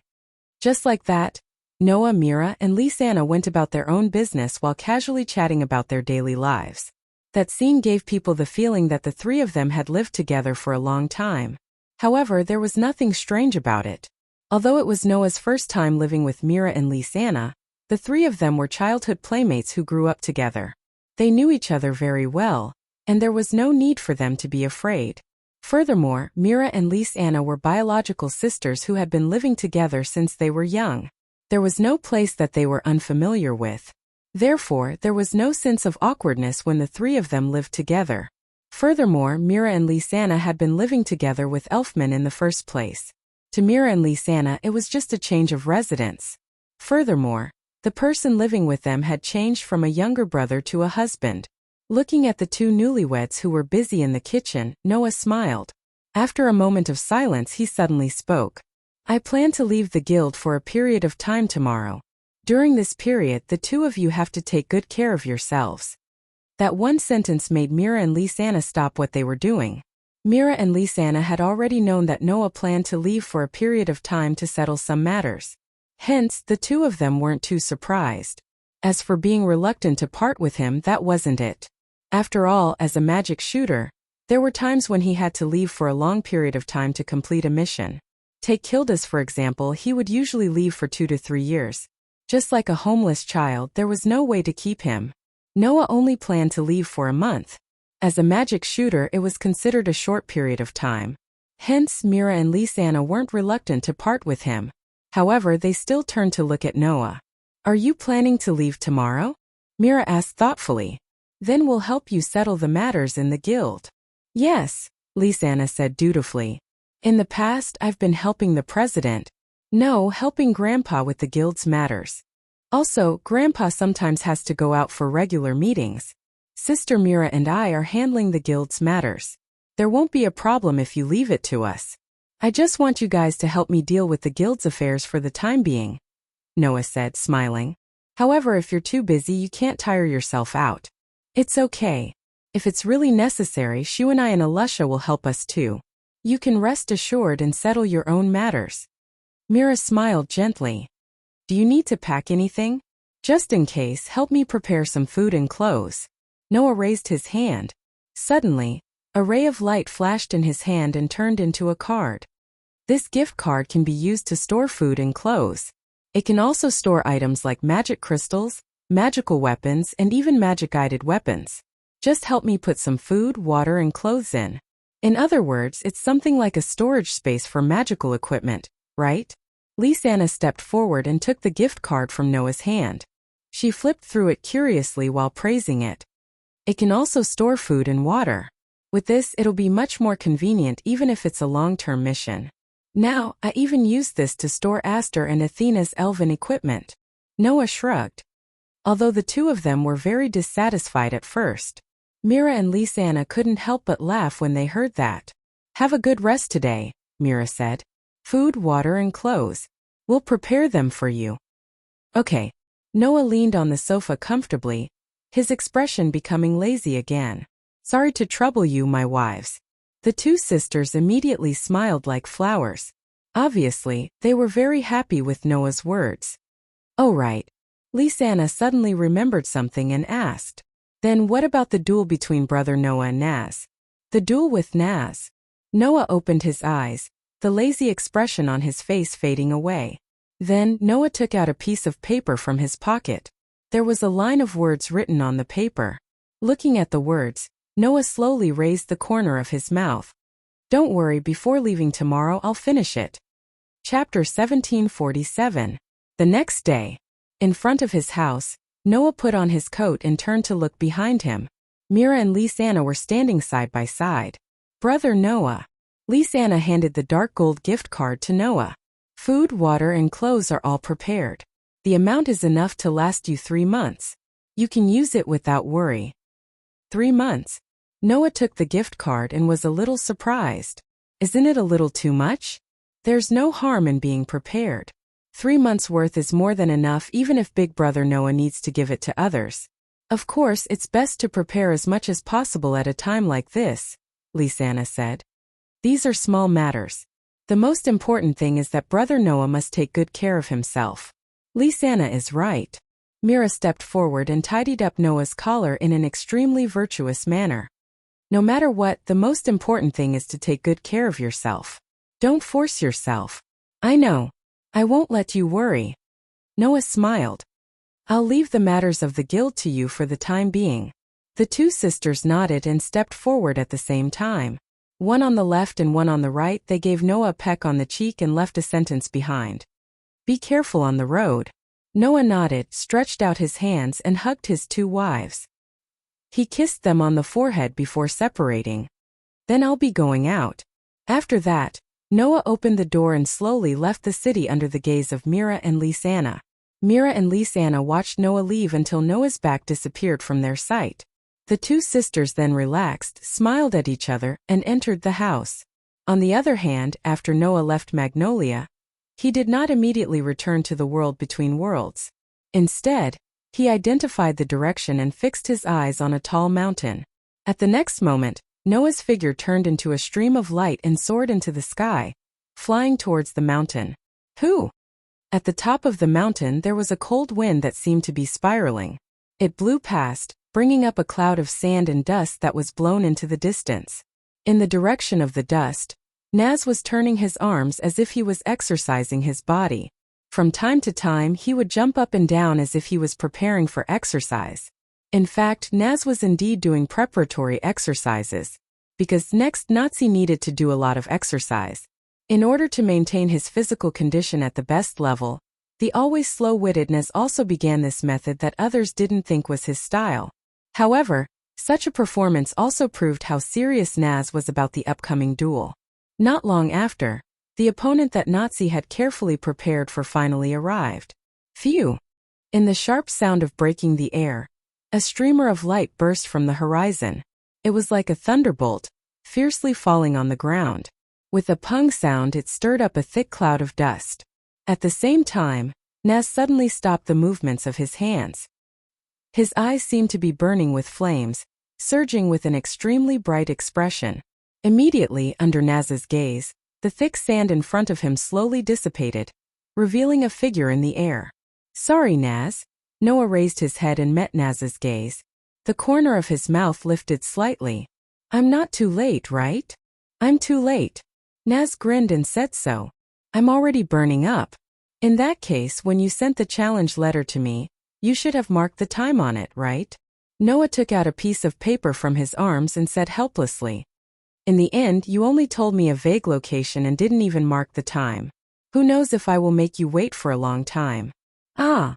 Naz seemed to have just recalled this matter, and said in a sudden realization. "If that's the case, it should be like this." "You." Noah was speechless.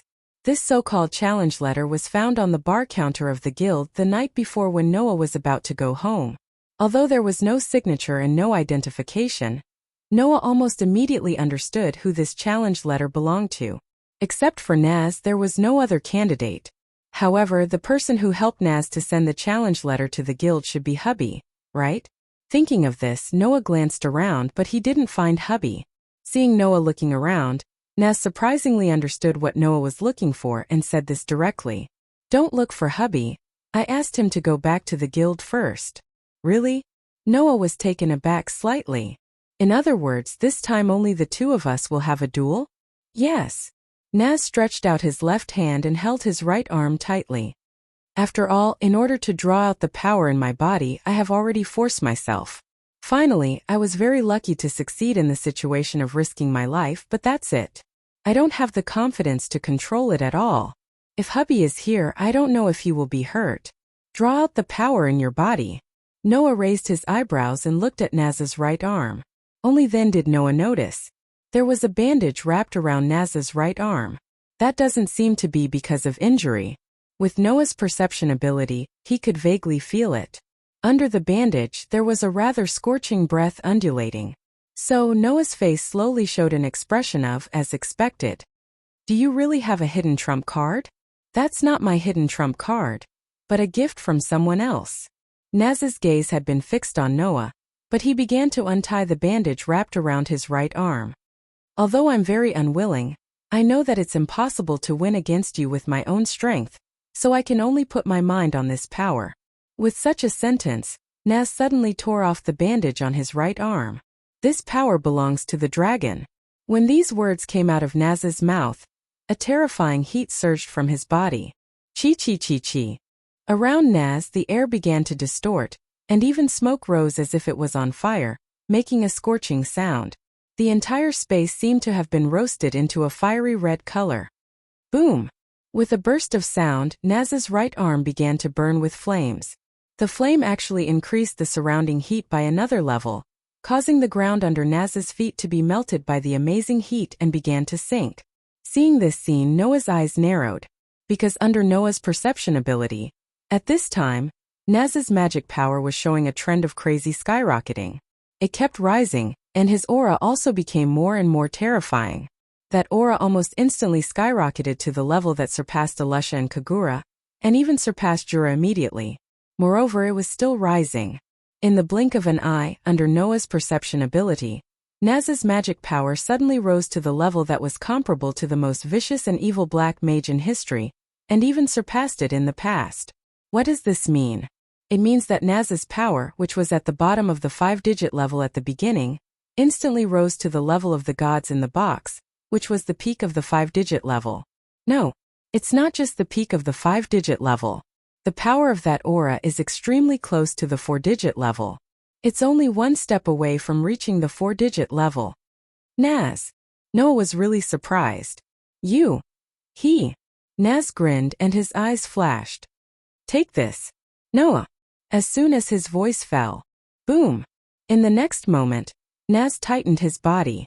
Under the situation where the ground was crushed, he stirred up a hurricane impact. Like a bullet out of a barrel, he violently shot in front of Noah. Hiya! In the midst of the violent roar, Naz's entire body surged with surging flames. As Noah's pupils suddenly shrank, Naz charged in Noah's direction and fiercely blasted out a shocking punch. Boom! A burst of scorching flames exploded on top of the mountain, attacking in all directions. Chapter 1748. Boom! Extremely surging flames erupted from the top of a mountain outside Magnolia. Like the wrath of the god of fire, it instantly raised the temperature of the entire world a little, drying up the gale. Amidst the scalp-numbing burning sounds, the entire mountain peak was like a fragile cake. The top of the mountain was constantly melting under the burning flames. The rocks and rock plates were like cream, melting bit by bit into a grease-like substance. It was incomparably terrifying. As for the flowers and trees, they had long been burned into ashes and disappeared without a trace under the burning of the surging flames. That scene was like a natural disaster.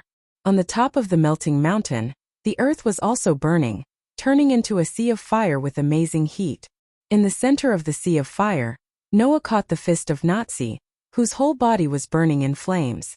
Looking closely on Noah's arm, there were magic lines flashing like electric wires.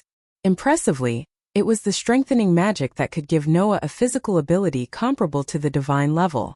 However, the sleeve on Noah's arm had long been burned to the point that not a single trace of ash could be seen. It's really amazing. Noah sensed the astonishing heat that was constantly being released from Naz's body. An inconceivable light appeared in his deep, dark eyes.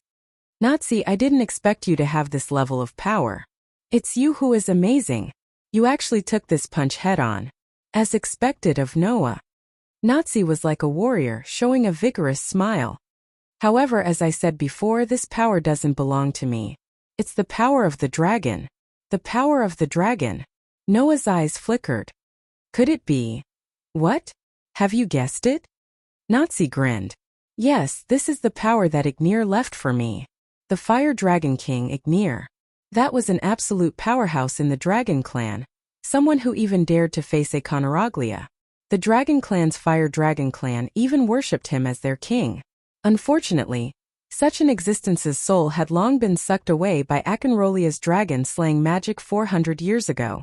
Only his power remained in Naz's body to prolong his life. Half a month ago, Ignir and the rest of the dragons disappeared from Cloacus under the watchful eyes of Noah and the others. However, even though it had disappeared, Ignir seemed to have left all his remaining power in Naz's body. That's really a very amazing power. A power that I couldn't imagine before no matter what. Naz said as he tightened his fist that was caught by Noah. Originally, with my current strength, there was no way to unseal this power. Even if I spent a year or so, I might not be able to unseal it and use it. However, a few days ago I accidentally unsealed this power. Although it's very difficult to control, it shouldn't be a problem to use it. Naz smiled. Perhaps even Ignir wants to fight you. That's why he asked me to release this power, right? Relying on this power, Naz's magic power skyrocketed crazily, rising to the peak of 5 digits. He was only one step away from entering the 4-digit level. Thanks to this power, Naz finally had the strength to compete with Noah. Now, I'm not the only one fighting with you. There's also my father, the Fire Dragon King Ignir. Naz shouted. Noah, can you defeat me and Ignir? As soon as his voice fell, an amazing flame burned wildly on Naz's right fist, releasing a terrifying heat. In that scorching flame Noah could vaguely see. On Naz's right arm, a dragon tattoo was branded there. That was the power that Ignir left for Naz. Relying on this power, Naz roared violently. With a shake of his arm, he brought out an extremely terrifying flame and blasted it in Noah's direction without any fancy moves. Wherever the fist passed, the air was burned and exploded, causing a series of sonic booms. The momentum was quite terrifying. Even Noah didn't dare to be careless in the face of this level of power. At that moment, Noah's hands and feet flashed with electric line-like magic lines. After that, Noah fiercely clenched his fist, bringing along a cold blade-like force, and as fast as lightning, he met Naz's fist head-on without showing any signs of weakness. Bang! The fist that carried a powerful gust of wind and the fist that carried a shocking amount of heat collided fiercely, causing a terrifying gust of wind ripple and surging waves of fire to surge out, instantly expanding to a distance of several dozen meters. Kacha kacha kacha! On the ground, cracks spread rapidly from the feet of Noah and Naz. The powerful force that swept out first shook the ground into layers of cracks. Even the gravel that burst out from the cracks was directly burned into nothingness by the surging flames. The scene was quite shocking.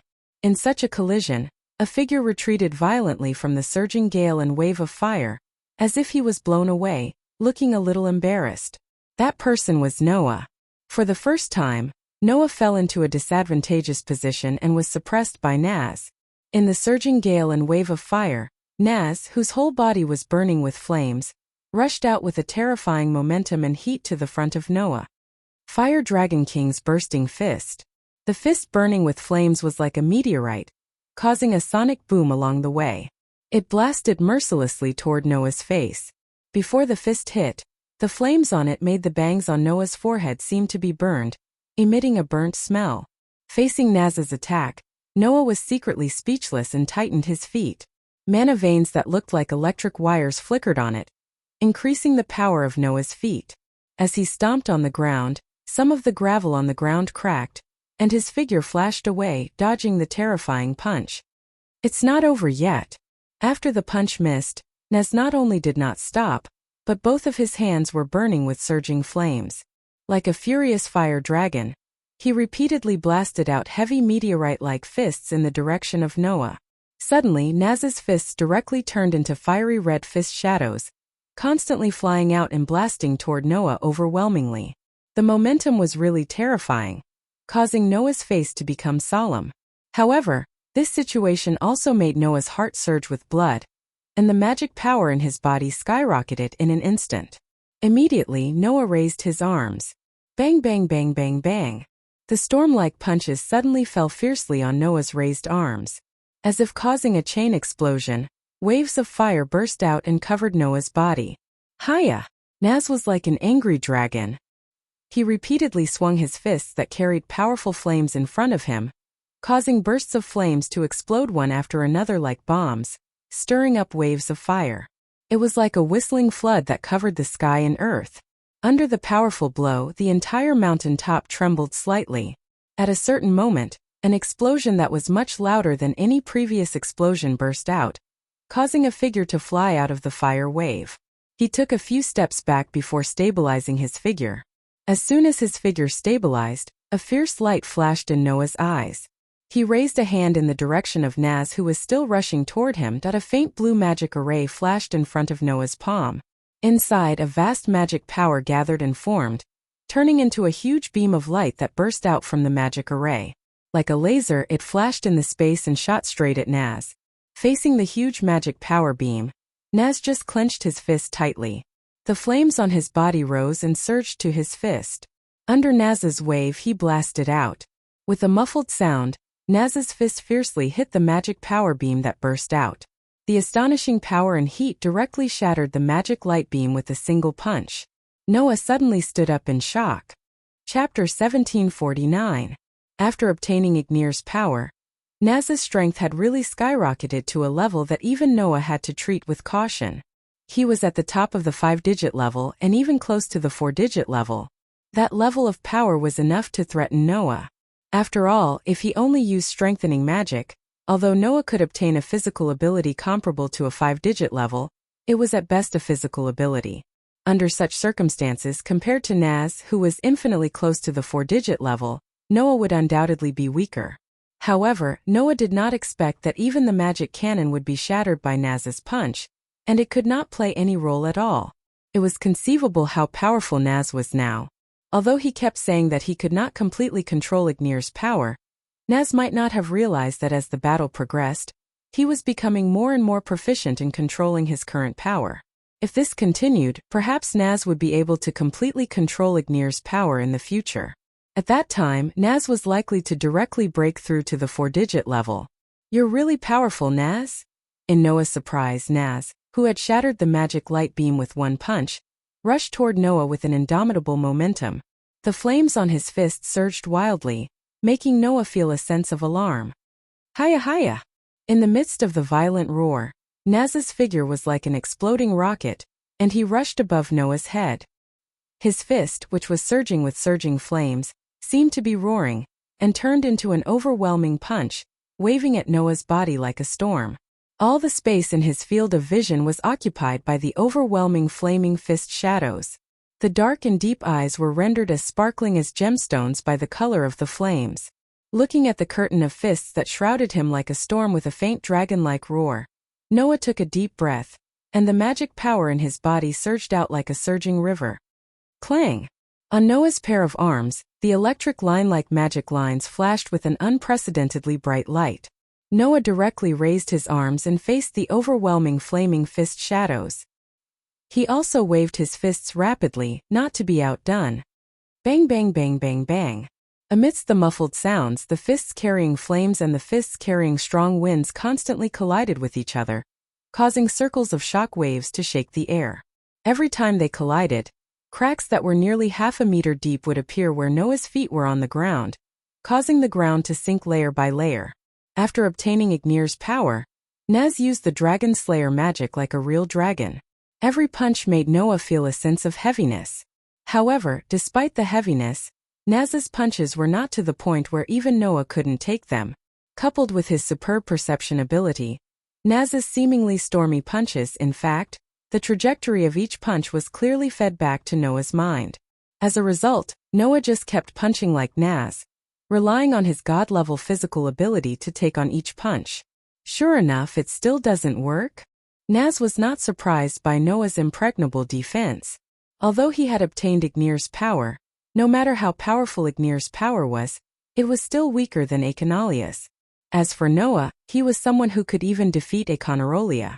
Therefore, from the beginning, Naz knew that obtaining Ignir's power only gave him the qualifications to challenge Noah. It was not a trump card that allowed him to defeat Noah. So how could he defeat Noah? Naz didn't consider this at all. "Because I'm already burning."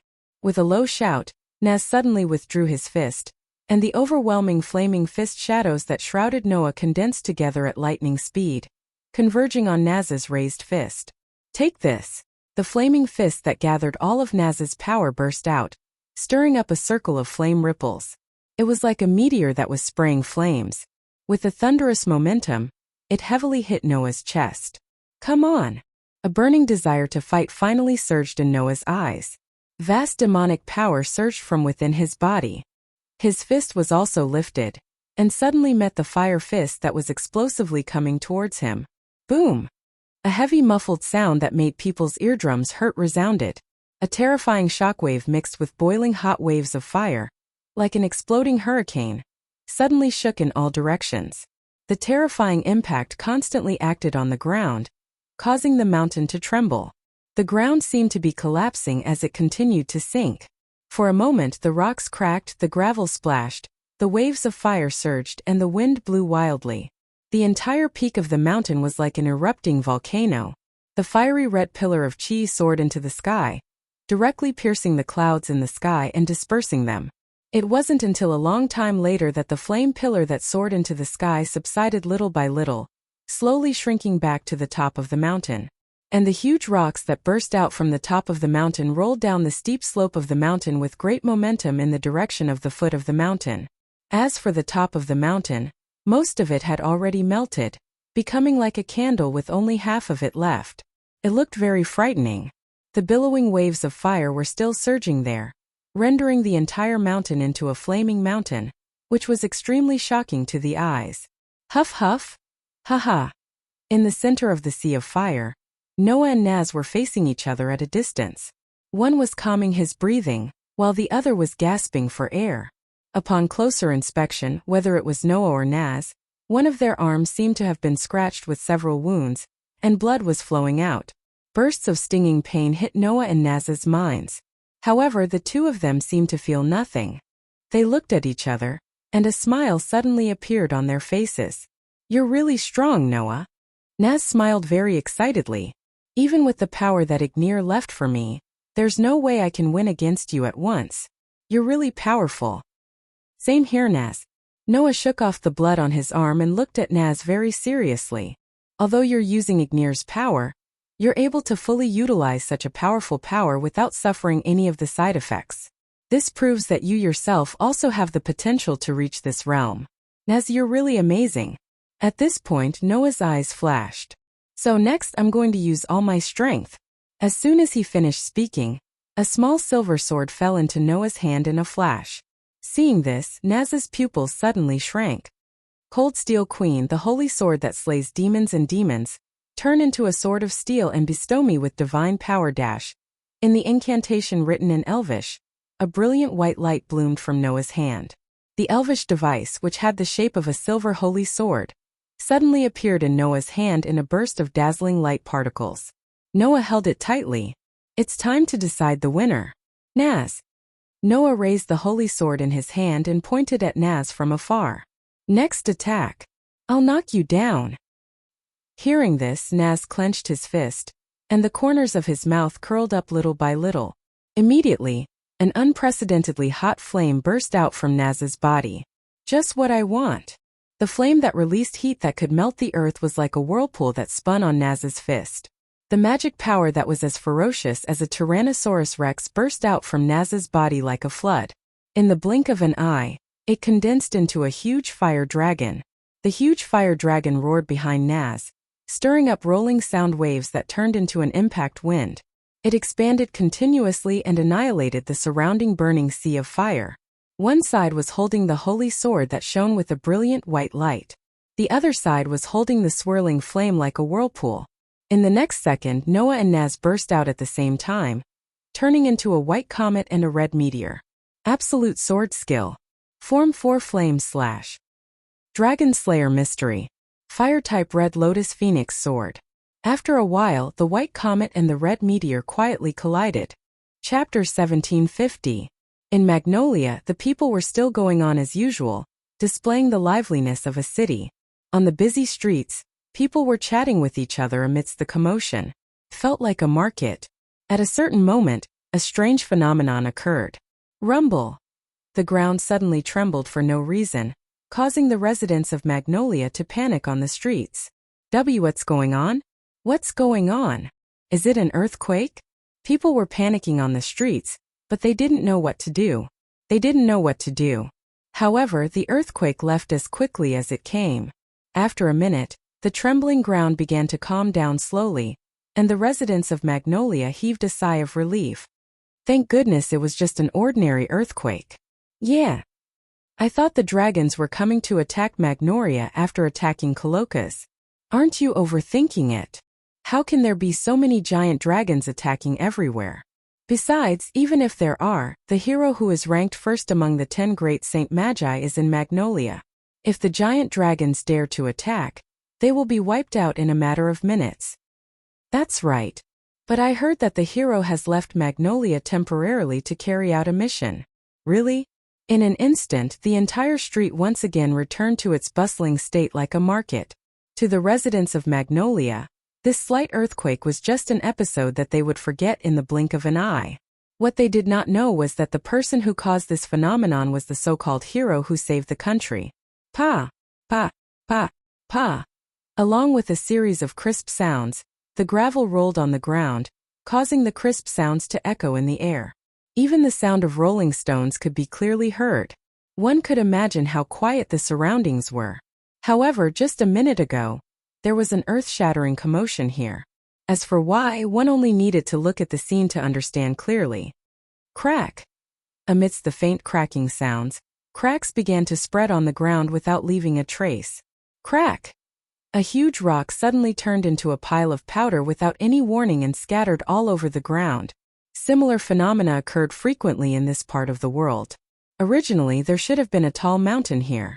Unfortunately, the mountain had completely vanished now, and only piles of crushed rocks and debris covered the entire ground, causing it to seem to be in an extremely sorry state. From the rubble, one could vaguely see some traces of the mountain that was originally here. In other words, the mountain that had completely disappeared had now shockingly turned into a pile of rubble. Taking a closer look, there was actually a huge crater in the middle of the rubble and debris. The crater was more than a few hundred meters in diameter, and it looked as if the ground had been pierced through. It was quite shocking. That was not the worst of it. The truly hair-raising phenomenon was in the huge crater. There was nothing inside. Some of them looked as if they had been roasted by the flames of hell, turning the land charred black. However, in such a charred ground, two breaths were rising and falling. Phew! Holding the silver holy sword that was shining with a brilliant white light, Noah let out a heavy sigh of relief and lowered his head to look in front of him. Naz was lying on the charred ground. His entire body was covered in sweat as if he was exhausted. He couldn't help but gasp for breath. Gee! In the midst of the burning sound, a dragon tattoo on Naz's right arm that was emitting an astonishing heat was disappearing bit by bit. With the disappearance of the dragon tattoo, the aura on Naz's body also gradually faded. In the end, it fell to its usual level. Clearly feeling this change, Noah laughed bitterly. As expected, the power that Ignir left for you is only temporary. Moreover, after using it once, it will disappear and never come back. The bitter smile on Naz's face became even more intense. In the end, I still can't defeat you? With that said, Naz's face was filled with an extremely strong sense of unwillingness. Of course, he was unwilling. Since he was young, the person that Naz wanted to defeat the most was Noah. However, as he grew older, Noah grew at an astonishing speed, making Naz feel that he could not catch up. This time, with the help of the power left by Ignir, he could finally compete with Noah. In the end, he still could not win even after trying his best. How could the competitive Naz be willing to accept this? However, while he was unwilling, Naz also felt a kind of joy from the bottom of his heart. That was the satisfaction that could only be felt after fighting with all his strength. Perhaps everyone thought that Naz was just a person who did not admit defeat. In fact, Naz was very unwilling to admit defeat and even very competitive. However, what Naz wanted to enjoy the most was not the result, but the process of the duel. In such a mood, Naz cast his gaze on Noah. While panting violently, a big smile appeared on his face as if it came from the bottom of his heart. Let's have a showdown next time. Hearing this, Noah was startled at first and then he smiled as well. Yeah. Noah extended his hand to Naz, who was lying on the ground. Let's have a showdown next time. Naz grinned and raised his hand with difficulty. Slowly but firmly, he held Noah's outstretched hand and held it tightly with Noah's hand. A ray of sunlight shone down from the clouds in the sky and hit Noah and Naz's tightly held hands. Although it was only two very small human hands that were equivalent to the entire world, at this moment, the world seemed to revolve around these two protagonists, causing the sky to be illuminated by the sunlight. This scene happened to fall into the eyes of a person. In the eyes of a petite girl who looked like a fairy. The child of the world and the child of the dragon? Mavis smiled. What an incredible two children! The place called Between the Worlds was still as pure white as ever, without a single trace of filth. Pieces of pure white feathers fluttered around. Waves of soft white light emitted from those feathers, illuminating the world. That scene was like a dream. It was so beautiful.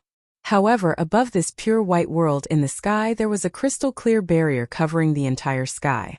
Outside the barrier, the grim reapers in red robes were like phantoms that constantly wandered around. They were densely packed and filled the entire sky, making people feel very uncomfortable. Noah, who returned here, raised his head almost immediately and looked at the sky. After confirming that there was no problem with the barrier, he breathed a sigh of relief. Then, Noah turned his head and looked in another direction. There, an outline connected to 10 patterns, with a sun imprinted in the center. There were 24 engraved stone plates suspended in the air. Around the stone plate, strange and incomprehensible characters revolved around it, slowly rotating. On both sides of the stone plate, Gaia and Alea closed their eyes, their palms facing forward. A piece of sparkling crystal was there, slowly rotating and releasing waves of white mist. Under Gaia and Alea's control, The mist was injected into the stone plate bit by bit. Noah could feel it. As this scene progressed, the stone plate began to undergo a qualitative change. However, this change was not complete, and it needed time to slowly settle. Seeing this, Noah understood. Gaia and Alea's work was not complete. Just right, I will have more time to do what I want to do. After saying this, Noah turned around and slightly raised his hand.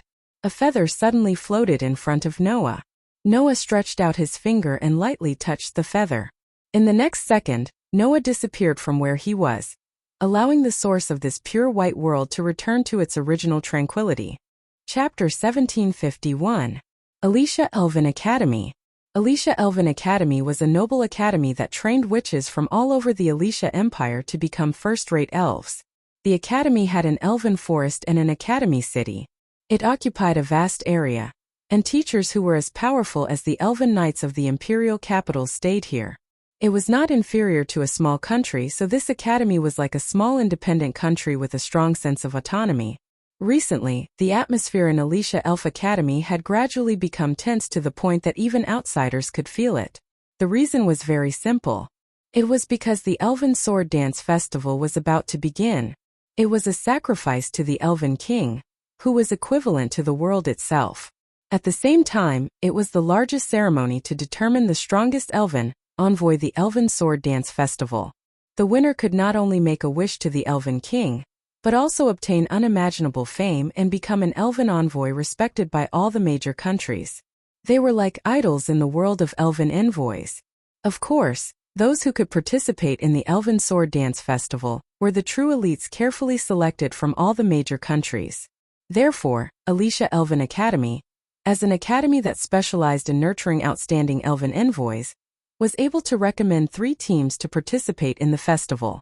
From this, one could see the status of Alicia Elven Academy in the Alicia Empire. Not to mention, the dean of the academy was also known as the strongest Elven envoy on the continent. She was known as the Dusk Witch by the people. In order to compete for the right to participate in the Elven Sword Dance Festival, the atmosphere in Alicia Elven Academy had been very tense recently. Because this year's Elven Sword Dance Festival was a team competition, it required the participants to form a team of 5. During this period of time, not only were the students in the academy caught up in the competition for talents, but they also frequently participated in team battles for the sake of ranking, trying to squeeze into the top 3 and obtain the right to participate in the competition. Under such circumstances, even the top 3 teams had been working very hard in the past month in order to prevent their rankings from being snatched away. They had been quite busy. The only exception was the team in the first place. Fairy Tale. A month ago, this team had already obtained enough points to leave the second-place team in the dust. They were almost firmly in the first place. Therefore, a month ago, Fairy Tale announced that they were giving up on all of their upcoming ranking matches. Each of their members took a month off to visit their families and report the good news. In fact, after an entire month of chasing, the second-place team still hadn't caught up to Fairy Tale's score, and was unable to squeeze into first place. Seeing that the Elven Sword Dance Festival was about to begin, everyone knew that this eye-catching party would definitely be able to enter the Elven Sword Dance Festival. The second and third ranked teams were naturally very unwilling to accept this fact, but there was nothing they could do. Under such an atmosphere, Noah returned to the academy. "You're finally back?" In the dean's office, Grey Vaz placed the documents in her hands on the table, crossed her arms, and raised her head slightly with a pair of small glasses. She looked forward and said sarcastically, "If you didn't come back, I would have suspected that you were afraid of fighting with Lotus, so you ran away. We haven't seen each other for a month. You just came back and you're using this kind of tone to mock your own student?" Noah said with narrowed eyes. "You actually still have the energy to mock me. Looks like I don't have to worry about whether you need to lie in the ward again." A month ago, Grey Vaz was still lying in the hospital bed recuperating. The reason was that she wanted to pass on the secret of the ultimate sword technique to Noah and force herself to fight. Originally, the power of an Elven envoy would gradually decline after the age of 25 until they completely lost the power of an Elven envoy. However, Grey Vaz had won in the Elven Sword Dance Festival, and made a wish that she could obtain an eternally young body. That was why she still retained the power of an Elven envoy after nearly 30 years. However, this ability had completely disappeared a month ago. In order to pass on the secret of the ultimate sword technique to Noah, Grey Vaz didn't care about the side effects of the curse engraving in her heart and forced herself to fight. In the end, after she fell, she completely lost her power as an elven envoy. Because of this, the moment Noah returned to this world and returned to the academy, the first thing he did was to visit Greyvath. After all, the strongest elven envoy on the continent had disappeared because of him. Noah should show some concern no matter what. Who would have thought that this witch's personality was still so bad? She offended Noah right away, making Noah speechless. And this result was obviously what Grey Vaz wanted to see. There's no need for unnecessary concern. Just like what you see now, I'm very well. There's no problem at all. Grey Vaz said slowly. Kid, you just like to worry. Undoubtedly, you're a big man, but you're acting coy like a little woman. You won't be able to win the favor of girls like this. Noah really wanted to tell Grey Vaz that he had just gotten married to two delicate beauties. In addition, there were many people he wanted to marry. He was sure that he would be much happier than a certain witch who was already 40 years old and still hadn't found anyone to marry. However, of course, once this sentence came out of Noah's mouth, Grey Vaz would definitely kill him. Of course, it wasn't a real kill but a social kill. Forget it. I've indeed seen that you're more energetic than anyone else. I'm just here to report to you, lest the Great Witch really thinks that I've escaped. Noah pursed his lips and asked, "Oh right. Are the others back? Your harem members?" Grey Vaz replied half-heartedly. No, none of them are back yet. But they should be back soon. So, if you want to harm someone, you better take advantage of this period of time to get it done. But remember, don't get anyone pregnant. Otherwise, I won't be able to explain it to the nobles. Although Noah really wanted to refute Grey Vaz's words, he knew that it would only give Grey Vaz more opportunities to tease him. Thus, he suppressed his urge and sighed. Since that's the case, I'll head back first. Go ahead. Grey Vaz picked up the document on the table again and browsed through it while speaking without raising her head. Remember not to wander around and cause unnecessary trouble for me. Noah ignored Grey Vaz's obvious teasing. He waved his hand, turned around and walked towards the door. After Noah left, Grey Vaz raised her head from the document in her hand and looked towards the door. She sighed faintly. You're not going to ask anything? Grey Vaz thought that Noah would definitely ask her why she insisted on letting him participate in the Elven Sword Dance Festival. She didn't expect that Noah didn't ask anything. Should I say that you're considerate? Or that you're too indifferent? Grey Vaz laughed self-deprecatingly. But you're my hope now. I can only rely on you, kid. On the other hand, Noah, who had just left the dean's office, walked along the corridor of the academy and attracted a lot of attention. Quick, look, that male elf is back. It's true. It wasn't easy for me to not have to worry about being tainted. What should I do now? Yeah. But don't you think that he's actually very handsome? Well, a little bit. If I'm tainted by him, I think it's not bad. All of a sudden, all sorts of unscrupulous conversations could be heard from the surroundings. Noah had a feeling that he hadn't felt in a long time. These young ladies are still so pure. Noah, who felt that he hadn't felt this way for a long time, must be sick in the head. But it's still better than being treated as a pure pervert.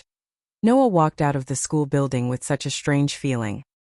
He entered the courtyard and returned to his room in the dormitory of the Crow class.